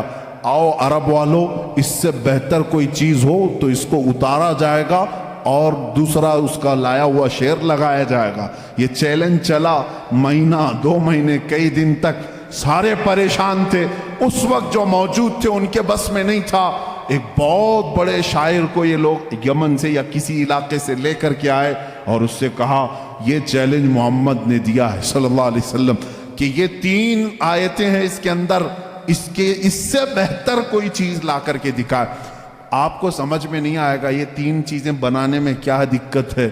میرے عزیزو, یہ صرف 3 آیتیں نہیں ہیں. جب اس کے حروف کو جوڑ کر کے دیکھا جائے تو یہ زبان جاننے والے ہی جانتے ہیں کہ اس کے فائدے کیا کیا ہیں. وہ بڑا شاعر آیا جو بات بھی شعر و شاعری میں کرتا تھا. اگر وہ پوچھتا کسی سے آپ خیریت سے ہیں تو وہ شعر سے ہی پوچھتا تھا.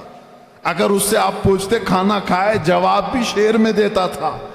وہ آیا جب اس نے دیکھا کہ خانہ کعبہ پر یہ 3 چیزیں لٹکائی گئی ہیں, انا اعطیناک الکوثر فصل لربک وانحر ان شانیک هو الابتر. اس سے کہا گیا جواب لکھو اس کا. تو اس نے اپنے ایک ٹکڑے میں لکھا, ما ھذا کلام البشر, یہ بشر کا کلام ہو ہی نہیں سکتا. میں کیا جواب دوں, یہ بشر کا کلام ہو ہی نہیں سکتا. وہ چلا گیا. یہ چیلنج چلتا رہا, کوئی نہیں لا سکا قرآن کے مثل. اور آپ کو میں بتاؤں مضحکہ خیز بات, بہت مرتبہ مسیلمہ کذاب ایک ایسا شخص تھا جو اپنی الگ شریعت چلانا چاہتا تھا, حضور کے علاوہ اپنے آپ کو نبی کہنا چاہتا تھا. لوگوں نے کہا کہ محمد صلی اللہ تعالیٰ علیہ وسلم وہ نبی ہیں, ان پر قرآن کی آیتیں اترتی ہیں, تو بھی تو لے کے آ, تیرے پاس کہاں ہے کتاب. جیسے قادیانی کو بھی کہا گیا تھا, غلام مرزا قادیانی جو ہے, یہ مرزا غلام احمد قادیانی جو پنجاب کا تھا, اس نے بھی نبی ہونے کا دعویٰ کیا تھا. اس کا بھی وہی حشر ہے جو مسیلمہ کذاب کا تھا. جھوٹے نبوت کے دعوے دار دجال ہوتے ہیں, یاد رکھو. میرے آقا صلی اللہ علیہ وسلم خاتم النبیین ہیں, آپ کے بعد کوئی نبی نہیں ہوگا. لیکن وہ مسیلمہ کذاب نے جب یہ کہا, کوئی اس سے جب لوگوں نے کہا تیرے پاس کہاں ہے, آیتیں ہونا چاہیے ویسے قرآن کی جیسے محمد صلی اللہ علیہ وسلم کے پاس آتی ہیں, کہا میں بھی بنا کر کے لاتا ہوں, میرے پاس بھی آتے ہیں. تو بہت دن تک سوچا اور پھر اس کے بعد خود سے ہی اپنے دماغ سے بنانے لگا کہ الفیل ملفیل وما ادراک ملفیل. قرآن کی سورہ ہے نا, القاریۃ ملقاریہ وما ادراک ملقاریہ. اس سورے کے وزن پہ اس نے اپنے سے بنائے الفیل ملفیل وما ادراک ملفیل ذنبہ صغیر وخرطومہ طویل. یہ بنایا, لے کر کے آیا سارے لوگوں کے سامنے. کیا مطلب ہے معلوم ہے اس کا؟ الفیل ملفیل، ہاتھی کیا ہاتھی، وما ادراک ملفیل، تم کیا جانو کہ ہاتھی کیا ہوتا ہے، اس کی پونچھ چھوٹی ہوتی ہے، اس کی سونڈ لمبی ہوتی ہے۔ ابھی یہاں ہنس رہے ہیں، عرب والے تو اس پر پیٹ پکڑ کر ہنسنے لگے، کیا بنا کے لایا بیوقوف، سب اسی وقت ہنس پڑے۔ ظاہر سی بات ہے 14 صدیوں کے بعد مسلمان اس کی بات پر ہنس رہے ہیں تو عرب والے کتنا ہنسے ہوں گے۔ گیا بھاگ کر کے، نہیں بنا لا سکا۔ اب اس کے بعد عرب مکہ والے بڑے بڑے جو مالدار تھے وہ لوگ جمع ہوئے اور کہا جو بھی عرب کے بڑے بڑے شاعر ہیں ان کو لاؤ، پیسے دو اور بناؤ کچھ بھی، ہمارے لیے جینا دشوار کر کے رکھی ہیں یہ آیتیں، یہ چیلنج پہ چیلنج دے رہے ہیں اور ہم بنا کر کے لا نہیں پا رہے ہیں۔ پورے شاعروں کو جمع کی، ان کو بڑے بڑے نذرانے دی، کتنا چاہیے پیسہ سب لو، جاؤ اس کے برابر بنا کے لاؤ۔ وہ سب گئے شاعر اور گئے، کھا پی کر کے موٹے ہوئے، اگلے سال آئے کچھ بھی نہیں لے کے آئے۔ سال بھر ہو گیا، پورے سیٹوں نے پھر کہا لائے نہیں، کہا نہیں بن ہی نہیں پایا، تھوڑے اور پیسے دے دو اگلے سال بنا کے لائیں گے۔ پھر پیسے ان کے اکاؤنٹ میں جمع ہوئے ہوں گے اس زمانے میں جو بھی اکاؤنٹ رہا ہو، پھر دیے، جیسے آج شاعروں کو پہلے اکاؤنٹ میں ڈالنا پڑتا ہے، اس لیے میں الگ اکاؤنٹ کا ذکر کر رہا ہوں۔ ان کو اور پیسے دیو، پھر پیسے لیے اور گئے، جا کر کے دوسرے سال، اب ظاہر سی بات ہے اب تو مار کھاتے، نہیں لاتے پیسے، پچھلے سال کے بھی بقایا تھے، اس سال بھی تھے۔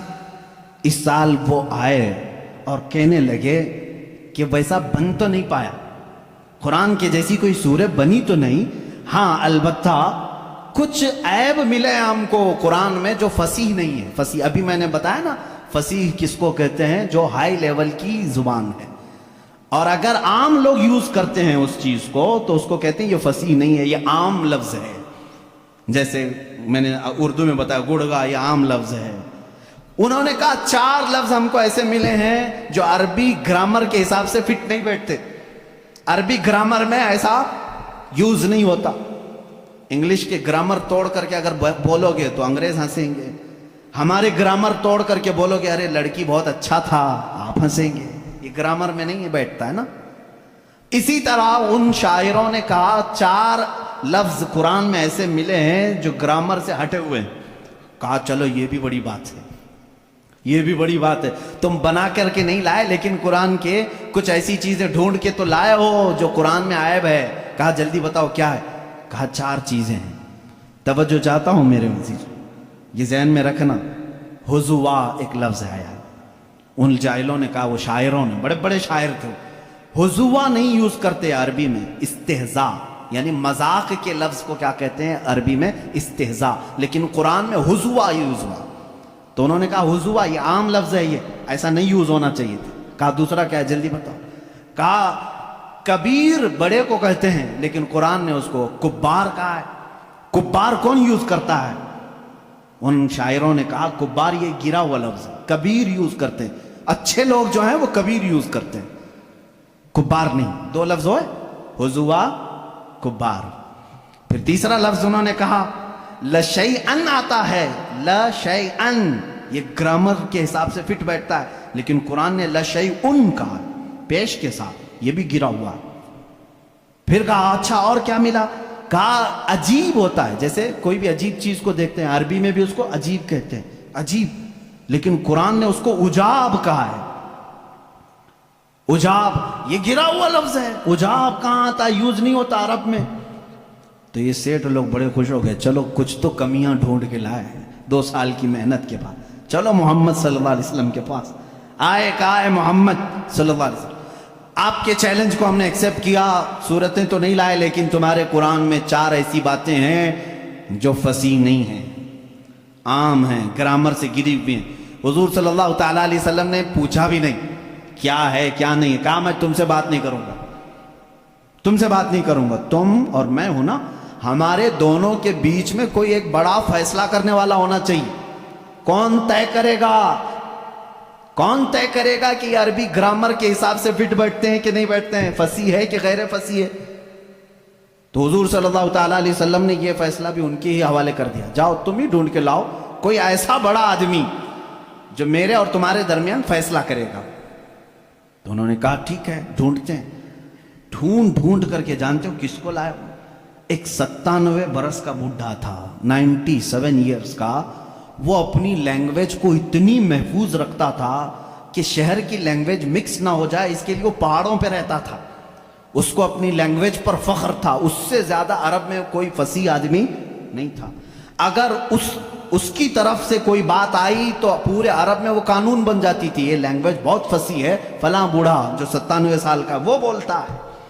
तो ये लोग गए, सारे सेठ और शायर उसके पास गए, कहा हमारे और मोहम्मद सल्लल्लाहु अलैहि वसल्लम के दरमियान में एक मुकद्दमा है, आपको फैसला करना है। इन्होंने कुछ बताया ही नहीं था क्या है क्या नहीं है। उस बूढ़े को मना लिया और वो बूढ़ा उतर के आया, पहाड़ों से उतर करके हुजूर के पास आए। अब फैसला होना था। अब तवज्जो चाहता हूं, 4 लफ्ज है ना, हुजुआ, कुब्बार, लशैउन, उजाब, ये 4 वर्ड है, इनका दावा था। उस बूढ़े को लेकर के आए, फैसल बना करके हुजूर सल्लल्लाहु अलैहि वसल्लम के पास। जब वो आया तो हुजूर बैठे हुए थे, और अरब में बड़े लोग आते हैं तो खड़े होकर के इस्तिकबाल करते थे। हुजूर अकरम सल्लल्लाहु अलैहि वसल्लम ने नहीं इस्तिकबाल किया, उठे ही नहीं, आप बैठे रहे। वो बूढ़ा आया, देखता रहा, और उसके बाद आकर के अपनी जगह बैठ गया। हुजूर खड़े हो गए। वो जब बैठा, हुजूर खड़े हो गए। वो बिचक करके फिर खड़ा हो गया। बूढ़ा था, हुजूर सल्लल्लाहु अलैहि वसल्लम बैठ गए, फिर वो भी बैठा। थोड़ी देर वो इधर बैठा तो मेरे आका सल्लल्लाहु अलैहि वसल्लम ने फरमाया नहीं नहीं नहीं, इधर आके बैठो। उसको उठाया, फिर इधर बैठाया। थोड़ी देर अभी वो बैठा था, फिर हुजूर ने फरमाया यहाँ नहीं, इधर आके बैठो, इधर ही ठीक था। उसको फिर इधर उठाया। भाई 97 साल के बूढ़े को अगर बार बार उठाओगे बिठाओगे सनक जाएगी, क्या होगा? फिर उसके बाद उसको हुजूर ने कहा तीसरी मर्तबा, अरे नहीं, आमने सामने बात करना अच्छा, यहां से उठो, सामने आओ। अरे मियां, अब तो उसकी हालत खराब हो गई। उठा और गुस्से में बोलने लगा, या मोहम्मद इन्नी शैखुन कुब्बार अतत्तखिजुनी हुज़वा व इन्न मिनकुम हादा लशैउन उजाब। उस बूढ़े ने क्या कहा मालूम है? ऐ मोहम्मद इन्नी शैखुन कुब्बार, मैं बूढ़ा आदमी हूं, अतत्तखिजुनी हुज़वा, क्या तुम मेरा मजाक कर रहे हो? व इन्न मिनकुम हादा लशैउन उजाब, और ऐसा मामला तुम्हारे से ये बहुत अजीब लगता है। चारों वर्ड उसने एक जुमले में यूज किए। हुजूर अकरम सल्लल्लाहु अलैहि वसल्लम ने इन शायरों की तरफ देखा, लाए भी तो उसको लाए हो जो कुरान की बातें ही यूज कर रहा है। बेचारे अब उनके पास मुंह झुकाकर जाने के अलावा क्या चाह रहा था? फैसला हो गया उस दिन। ये बूढ़ा जो बात कहता है वो फसीह बात कहता है। बाद में उस बूढ़े को पता भी नहीं था कि ये लोग लाए किस बात के लिए थे, किस चीज का फैसला करने के लिए लाए थे। हो सकता है बाद में जा करके उसको बहुत झगड़ा हुआ होगा कि हम तो यही 4 बातों को यहां पर तुम्हें बताने के लिए लाए थे कि कुरान में गैर फसी है, वही बोल के आ गए। खैर, ये ऐसा ही हुआ जैसे किसी बच्चे को बाप ये कह करके घर पे आने वाले से कहते हैं, कह देना अब्बा सो रहे हैं। सामने कोई घर के बाहर आता है तो बच्चा जा करके कहता है अब्बा कह रहे हैं, अब्बा सोए हैं। यही बात होती है। इसी तरह से उसके साथ भी मामला हुआ होगा। बहरहाल कुरान का चैलेंज बरकरार रहा और आज तक बाकी है। आज के इस डिजिटल लाइफ में भी कोई कुरान का ये मिसल ला नहीं सका, नहीं ला सका। वो किताब तुम्हारे पास है मेरे अजीजों। अल्लाह रब्बुल इज्जत ने इस किताब के अंदर कितने उलूम का समंदर रखा है, कभी आपने सोचा है? ये वो लोग थे जो अरब ला नहीं सके, लेकिन जो समझ बूझ रखते थे उन्होंने कुरान का मुताला शुरू किया और इसमें से जवाहर निकाले, मोतियां निकाली। अब मुख्तसर मैं जिक्र करता चला जाऊंगा। सारे उलूम कुरान में हैं। मैं उसको कॉलेज के जो स्टूडेंट्स हैं या जो प्रोफेसर्स हैं या जो लेक्चरर हैं या जो डॉक्टर्स हैं, इंजीनियर हैं, जो भी हैं, वो आज मेरी इस तकरीर के मुखातब हैं। सुनो, कुरान पाक में वो उलूम जिसकी इजाद आज के ज़माने में कही जाती हो, मैं 14 सदियों पहले की इन आयात में तुम्हें साफ वाज़ेह बता सकता हूँ कि कौन कौन से उलूम कुरान में आए हैं। आपने शायद पहले दिन ही सुना होगा, एस्ट्रोनॉमी, ये वो इल्म है जो इल्मुल फलकियात जिसको कहते हैं, आसमान कायनात का इल्म। कायनात का इल्म, आसमानों में क्या है, गैलेक्सी में क्या है और कैसे दुनिया वजूद में आई, इस इल्म के जानने वाले एस्ट्रोनॉमी कहलाए जाते हैं। एस्ट्रोनॉमी के बेसिक फार्मूले कुरान पाक में है। जानते हैं आप एस्ट्रोनॉमी की सबसे बड़ी तहकीक क्या है? इन साइंसदानों की सबसे बड़ी तहकीक ये है कि एक शख्स है अंग्रेजों का, जिसको ये कहा गया स्टीफन हॉकिंग, ये 1925 की बात है, जिसने सबसे पहले ये कहा कि कायनात फैल रही है। 1925 में 1925 में सबसे पहले उसने ये कहा, मैं देख रहा हूं गैलेक्सी में स्टार्स दूर दूर हो रहे हैं और फैल रही है ये कायनात। उसने वसाते कायनात का नजरिया सबसे पहले दिया। और कुरान कहता है वस्समा बनैनाहा बिअयदिन व इन्ना लमूसिऊन, आसमान को हमने अपने दस्ते कुदरत से बनाया है और इसको हम क़यामत तक फैलाते रहेंगे। कुरान कह रहा है इसको हम फैलाते रहेंगे। और ये है एस्ट्रोनॉमी के लिए, ये जो जिसका नाम मैंने लिया है स्टीफन हॉकिंग, इसने कहा ये 20वीं सदी की सबसे बड़ी तहकीक है, सबसे बड़ी तहकीक है। मुझे मालूम नहीं 14वीं सदी में, 14 सदी पहले ही ये तहकीक अल्लाह के कलाम में आ चुकी। अजीज़ान गिरामी, और ये आपको बिग बैंग का जो मैंने बताया था फर्स्ट डे, आपने सुना होगा। इस जमाने में नहीं, बल्कि ये बिग बैंग का जो वो लाया है, जिसने एस्ट्रोनॉमी में जो सबसे पहले साइंसदान ने कहा कि पहले ये जमीन आसमान सब चीजें एक ही थी, एक बड़ा धमाका हुआ, उससे पूरी कायनात फैली। इनका अब जाकर के ये नजरिया हुआ कि एक बड़ा धमाका हुआ, उसके बाद सब चीजें अलग हो गई, चांद अलग हुआ, तारे अलग हुए और सूरज अलग हुआ, जमीन अलग, आसमान अलग। इस थ्योरी को कुरान ने खुद बयान किया है। अवलम यरल्लज़ीना कफरू अन्न समावाति वल अर्द कानता रत्कन फफतकनाहुमा, अल्लाह फरमाता है ए महबूब, क्या नहीं देखते वो काफिर अब भी इनकार कर रहे हैं, जमीन और आसमान मिले हुए थे, हमने उनको फाड़ करके अलग किया। फतकनाहुमा, फतक कहते हैं ऐसा जोर का धमाका होना और झटका देना जिससे सारी चीजें बिखर जाएं। और कुरान ने इस बिग बैंग का जिक्र किया है। यह और बात है कि इसकी तहकीकात और होती रहेंगी। एस्ट्रोलॉजी जिसमें इल्म नुजूम है, उसके मुतालिक भी मैंने बताया था कि सितारों के मुतालिक ब्लैक होल का तज़किरा सूरह वाक़िया में मौजूद है। अल्लाह फरमाता है ला उक़सिमु बिमवाक़िअन नुजूम, कसम है उन जगहों की जहां जा करके सितारे फना हो जाते हैं, उसको आज साइंसदान ब्लैक होल कहते हैं। यह एस्ट्रोलॉजी है। और बोटानी जानते होंगे आप, इल्म नबातात, पौधों का इल्म, ये एक पूरा बाज़ाब्ता एग्रीकल्चर, इस पर तो यूनिवर्सिटियां कायम हैं जिसमें पौधों की नशो नुमा के मुतालिक तहकीकात होती है। और कुरान उसकी तमाम तफसीलात बता रहा है। वमिन कुल्लि समराति जअल फीहा ज़ौजैन इत्नैन, अल्लाह फरमाता हर फल में हमने मेल और फीमेल रखा है। आज के साइंस कह रहा है हर दरख्त में मेल और फीमेल होते हैं। ये कुरान के वो उलूम है। बोटानी इस इल्म को कहते हैं ना।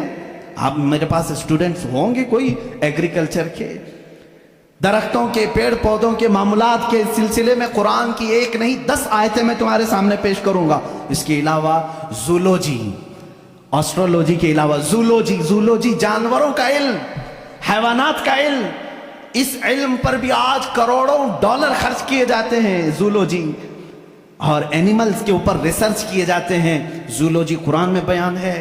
तुम्हें मालूम है वमा मिन दाब्बतिन फिल अर्दि वला ताइरिन यतीरु बिजनाहिहि इल्ला उममुन अमसालुकुम।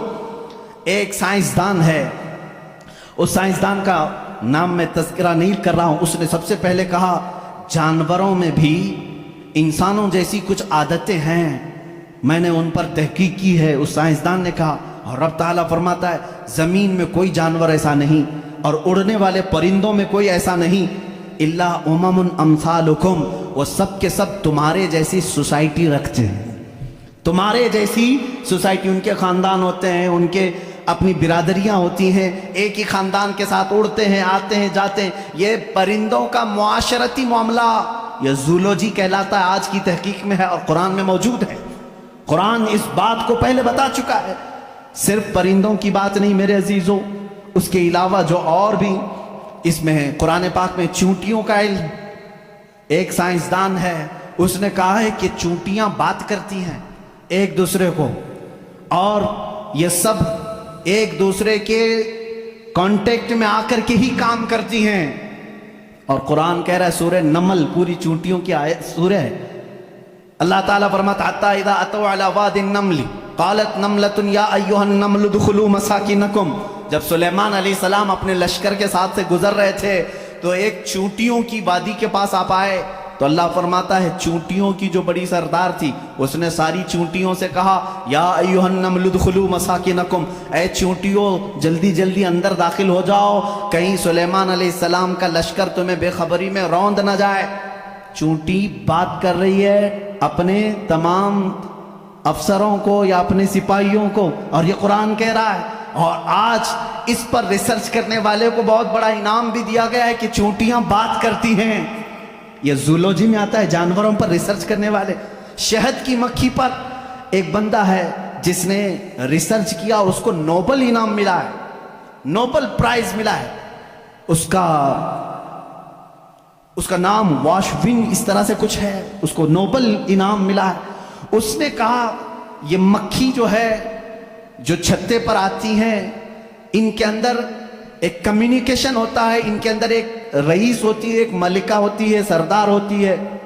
پہلے کے جو کتابیں ہیں شیکسپیئر کی کتابیں مشہور ہیں لٹریچر میں انگلش کے، شیکسپیئر کی کتابوں میں شہد کی مکھی کو مذکر بیان کیا گیا ہے. جیسے اس کے بہت سارے سپاہی ہوتے ہیں، ایک اس میں سردار ہوتا ہے مکھیوں میں. لیکن یہ 1975 میں 1975 میں ایک سائنسدان نے تحقیق کر کے بتایا شہد کی مکھیاں کمیونیکیشن کرتی ہیں، ایک دوسرے سے رابطہ کرتی ہیں، اور ان کو ایک ملکہ ہوتی ہے اور وہ آرڈر دیتی ہے اور اس کے آرڈر کے اعتبار سے سب جاتی ہیں. اور قرآن میں دیکھو رب تعالیٰ فرماتا ہے وَأَوْحَى رَبُّكَ إِلَى النَّحْلِ أَنِ اتَّخِذِ مِنَ الْجِبَالِ وَمِنَ الشَّجَرِ بُيُوتًا فَاسْلُكِي سُبُلَ رَبِّكِ ذُلُلًا يَخْرُجُ مِن بُطُونِهَا شَرَابٌ مُخْتَلِفٌ أَلْوَانُهُ فِيهِ شِفَاءٌ لِلنَّاسِ. اللہ فرماتا ہے تمہارے رب نے شہد کی مکھی کو یہ علم دیا ہے، اور شہد کی مکھی کا جو ورڈ یوز ہوا ہے عربی میں وہ مؤنث یوز ہوا ہے. اللہ قرآن میں فرماتا ہے مکھا نہیں مکھی. اب تک کہتے تھے کہ مکھی کا جو مذکر ہے وہ اس پہ سب چھتے پر لا کر جمع کرتے ہیں. 1975 میں زولوجی اس علم کی تحقیق کرنے والے ماہر سائنسدان نے بتایا نہیں، ساری مکھیاں اس میں سے جو رئیس ہوتی ہے وہ بھی مؤنث ہوتی ہے، اس کے جتنے افسر ہوتے ہیں وہ بھی مؤنث ہوتے ہیں. قرآن اس میں مؤنث کے صیغے استعمال کر کے فرما رہا ہے شہد کی مکھی رئیس اپنے ہم نواؤں سے کہتی ہے جاؤ پھولوں کو چوز کر کے لاؤ، وہ آرڈر دیتی ہے اور اس کے بعد وہ لا کر کے اپنے تھوک کو جمع کرتی ہیں. اب یہ بھی اس نے 1975 میں یہ بھی ایجاد کیا شہد کہاں سے نکلتا ہے، شہد کہاں سے نکلتا ہے. تو بعض لوگوں نے کہا وہ تھوک دیتی ہے منہ میں سے، اب تک تو یہی معلوم تھا تھوک دیتی ہے. کچھ لوگوں نے کہا نہیں وہ اپنے فضلات خارج کرتی ہے، جیسے پیشاب پخانہ ہوتے ہیں اس طرح سے وہ نکال دیتی ہے. 1975 میں ایک سائنسدان نے کہا نہیں، اس کی بیلی میں سے بیلی فیٹ جو ہوتا ہے پیٹ کی چربی یہاں سے نکلتا ہے. رب تعالیٰ فرما رہا ہے یخرج من بطونها، ہم شہد اس کے پیٹ کی چربی سے نکالتے ہیں.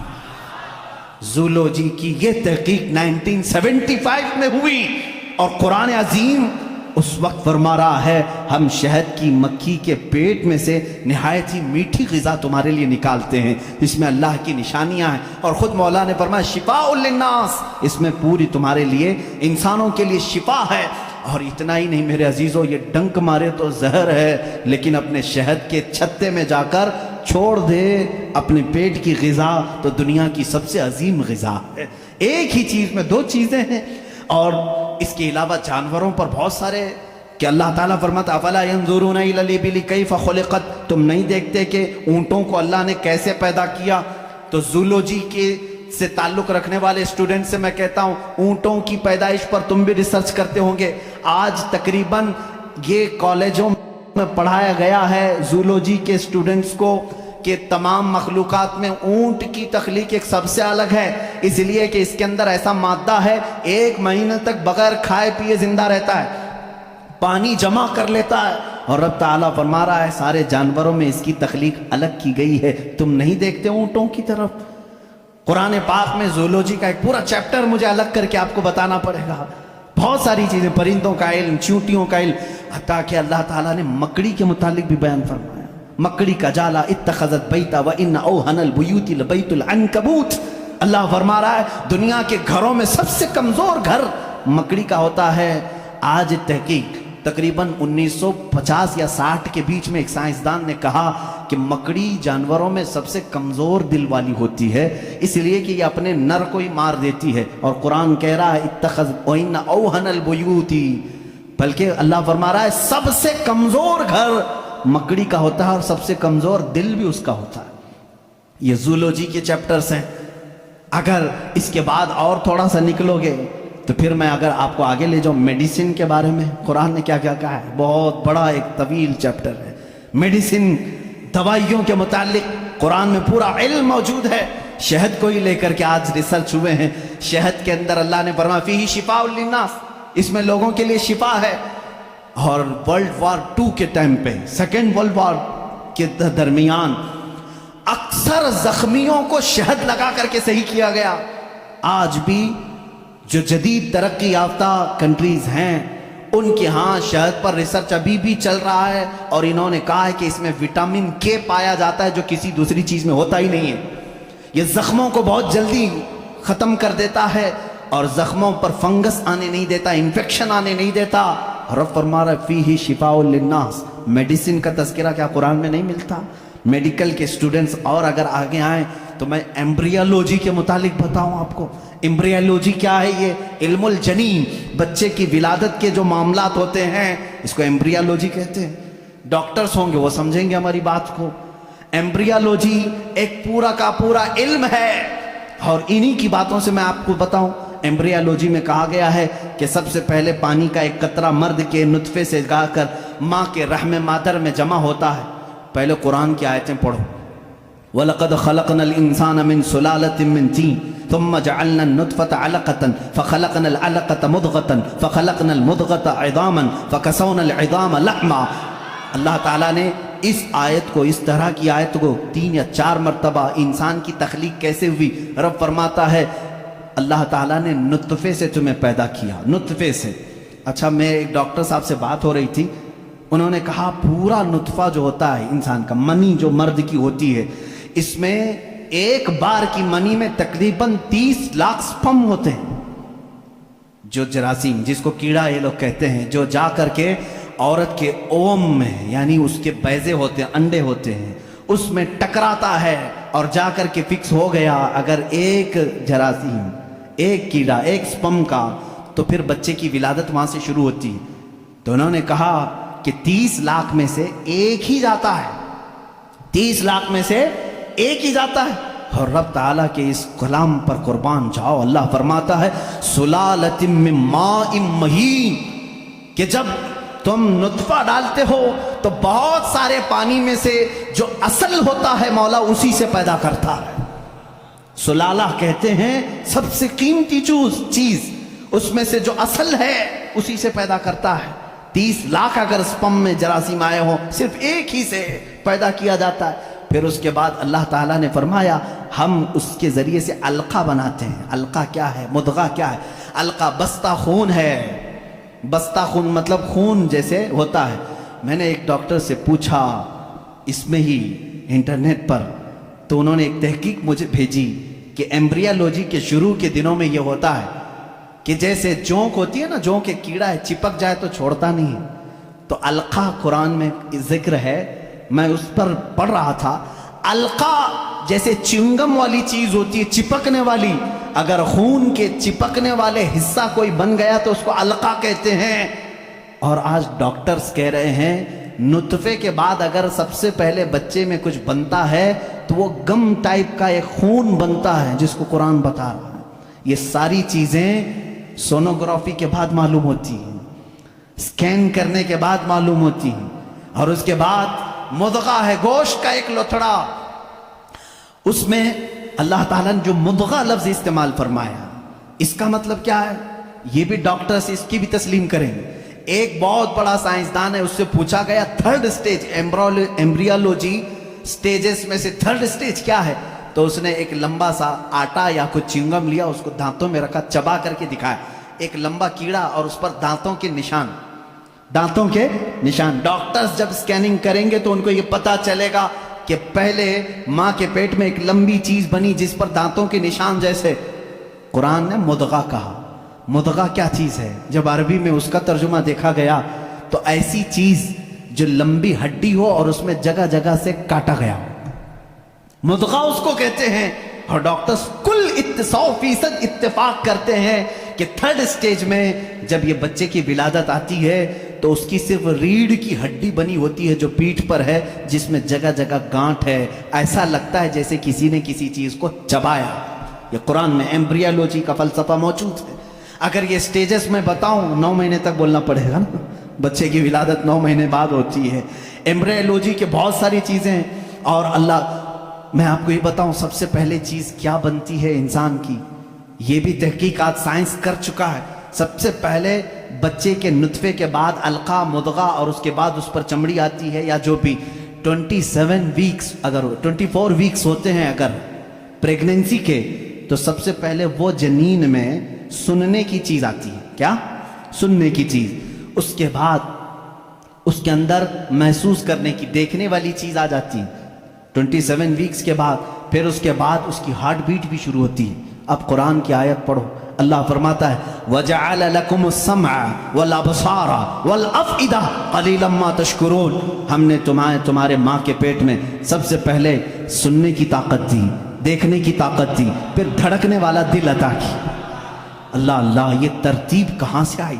یہ اس زمانے میں قرآن نازل ہوا جہاں کوئی خوردبین نہیں تھی, کوئی مائکروسکوپ نہیں تھا, کوئی ٹیلیسکوپ نہیں تھا, کوئی سونوگرافی نہیں تھی, کوئی سکیننگ سینٹر نہیں تھا. جب قرآن یہ بتا رہا ہے وہ لوگ اس وقت ماؤں کے پیٹ میں کیسے بات جان سکتے تھے؟ ایک بہت بڑا سائنسدان ہے, اس کے سامنے ایمبریولوجی کے تذکرے کیے گئے اور قرآن کی آیتیں بتائی گئی, تو کہتا ہے شاید محمد صلی اللہ علیہ وسلم کے پاس کوئی ایسی بڑی مشین تھی جس کو وہ دیکھ کر کے سب بتائیں. ان سے کہا گیا میاں یہ 1400 سال پہلے کی ہے, تو وہ خود ہنسنے لگا. ہاں یہ تو ٹیلیسکوپ جو دیکھنے والی خوردبین ہے, مائکروسکوپ, یہ تو 16ویں صدی میں ایجاد ہوئی ہے, اور اس وقت جب ایجاد ہوئی تو بڑی بڑی چیزیں ہی خالی دیکھ سکتی تھی, چھوٹی چیزوں کو دیکھا بھی نہیں جاتا. پھر اس نے اٹھ کر کے یہ کہا پھر تو یا تو اوپر والی کوئی طاقت ان کے ساتھ ہوگی. مصطفیٰ جان رحمت تیرا کو سلام, مصطفیٰ جان رحمت تیرا کو سلام, شمع فض میں ہدایت تیرا کو سلام, شمع فض میں ہدایت لاکھوں سلام. نور افشا ہوا جب وہ افتحا کا چاند, دیکھ لے آئے سب جو زیبا کا چاند. نور افشا ہوا جب وہ بطحا کا چاند, دیکھ لے آئے سب جو زیبا کا چاند. آسماں پر پڑا ماند دنیا کا چاند, آسماں پر پڑا ماند دنیا کا چاند. سہانی گھڑی چمکا طیبہ کا چاند, سہانی گھڑی چمکا طیبہ کا چاند. اس دل افروز ساغت تیرا کو سلام, مصطفیٰ جان رحمت تیرا کو سلام, مصطفیٰ جان رحمت تیرا کو سلام, شمع فض میں ہدایت تیرا کو سلام, شمع فض میں ہدایت تیرا کو سلام. جن کی ماں فاطمہ جو نانا رسول, جن کی ماں موجنا رسول مرحبا مرحبا ابو آل رسول مرحبا مرحبا ابو آل رسول کتنی پاکیزہ ہے ان کے قدموں کی دھول کتنی پاکیزہ ہے ان کے قدموں کی دھول کتنے مہکے ہوئے ہیں مدینے کے پھول کتنے مہکے ہوئے ہیں مدینے کے پھول کربلا تیری قسمت پہ لاکھوں رحمت تیلاکھوں سلام مصطفیٰ جان رحمت تیلاکھوں سلام شمع بز میں ہدایت تیلاکھوں سلام شمع بز میں ہدایت تیلاکھوں سلام فضل ربی سے مردوں کو زندہ کیا فضل ربی سے مردوں کو زندہ کیا ایک عجوبہ زمانے کو دکھلا دیا ایک عجوبہ زمانے کو دکھلا دیا آج بھی لوگ کہتے ہیں صدمہ ہوا آج بھی لوگ کہتے ہیں صدمہ ہوا غوث اعظم امام تو کا بنو کا غوث اعظم امام تو کا بنو کا جلوہ شان قدرت لاکھوں سلام مصطفیٰ جان رحمت تیلاکھوں سلام مصطفیٰ جان رحمت تیلاکھوں سلام شمع بز میں ہدایت تیلاکھوں سلام شمع بز میں ہدایت تیلاکھوں سلام ہند میں بے مثالی ہے وہ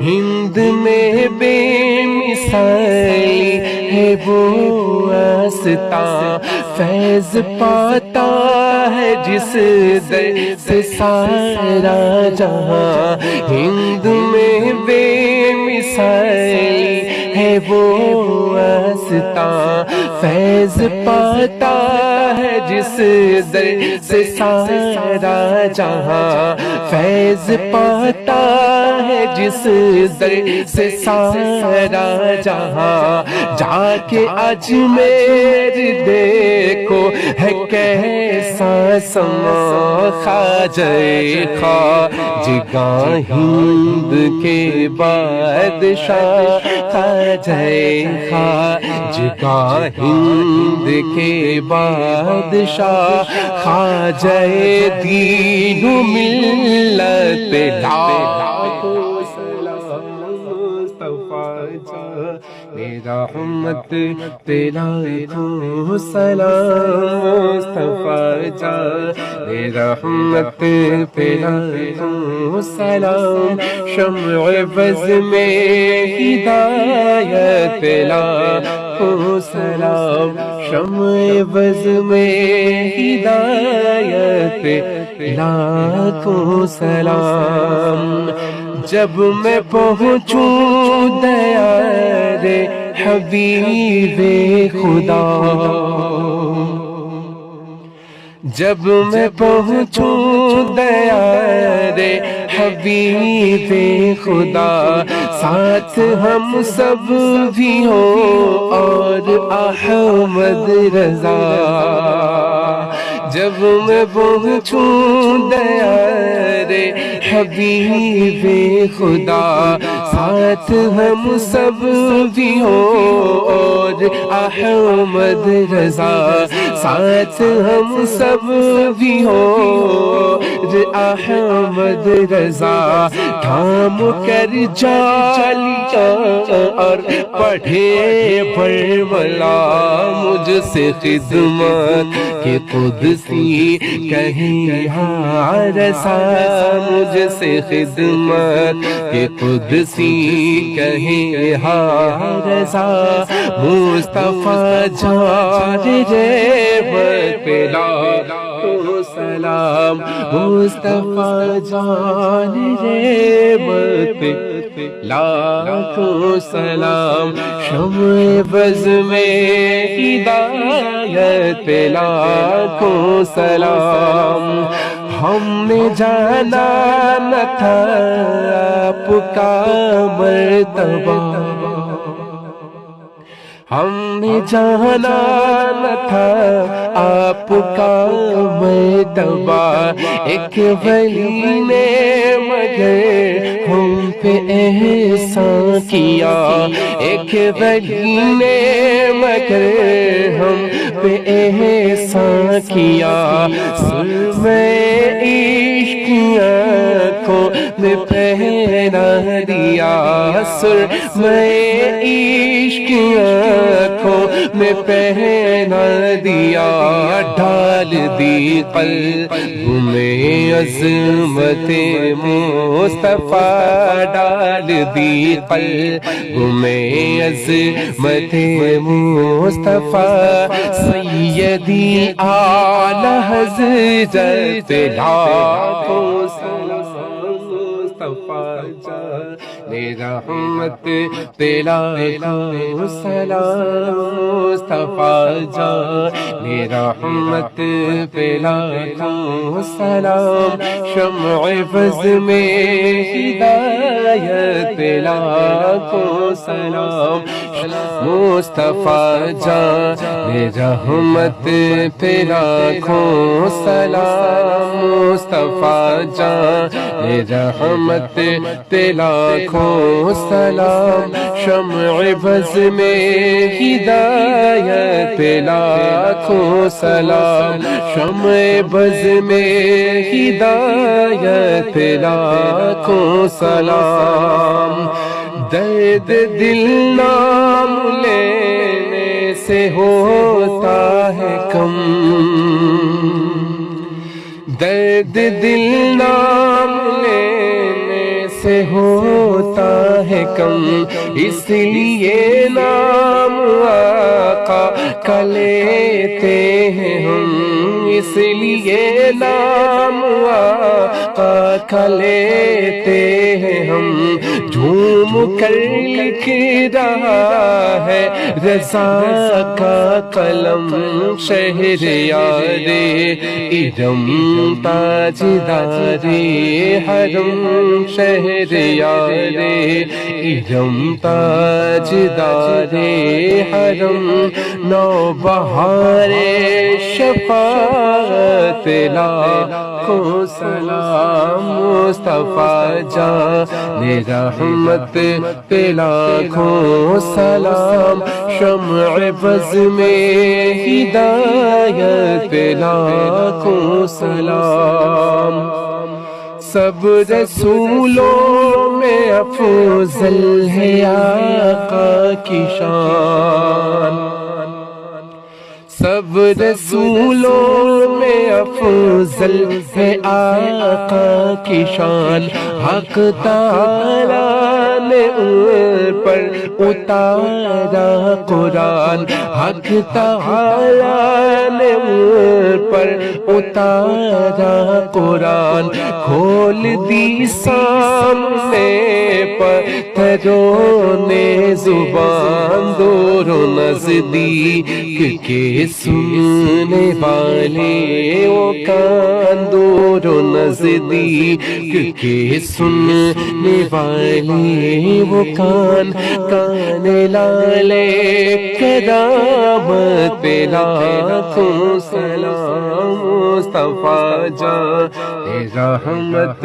پہ لاکھوں سلام مصطفیٰ جان رحمت پہ لاکھوں سلام شمع فضل میں ہدایت پہ لاکھوں سلام شمع فضل میں ہدایت پہ لاکھوں سلام نور افشا ہوا جب وہ افتحا کا چاند دیکھ لے آئے سب جو زیبا کا چاند نور افشا ہوا جب وہ بدحا کا چاند دیکھ لے آئے سب جو زیبا کا چاند آسماں پر پڑا مند دنیا کا چاند آسماں پر پڑا مند دنیا کا چاند سہانی گھڑی چمکا طیبہ کا چاند سہانی گھڑی چمکا طیبہ کا چاند اس دل افروز ساتھ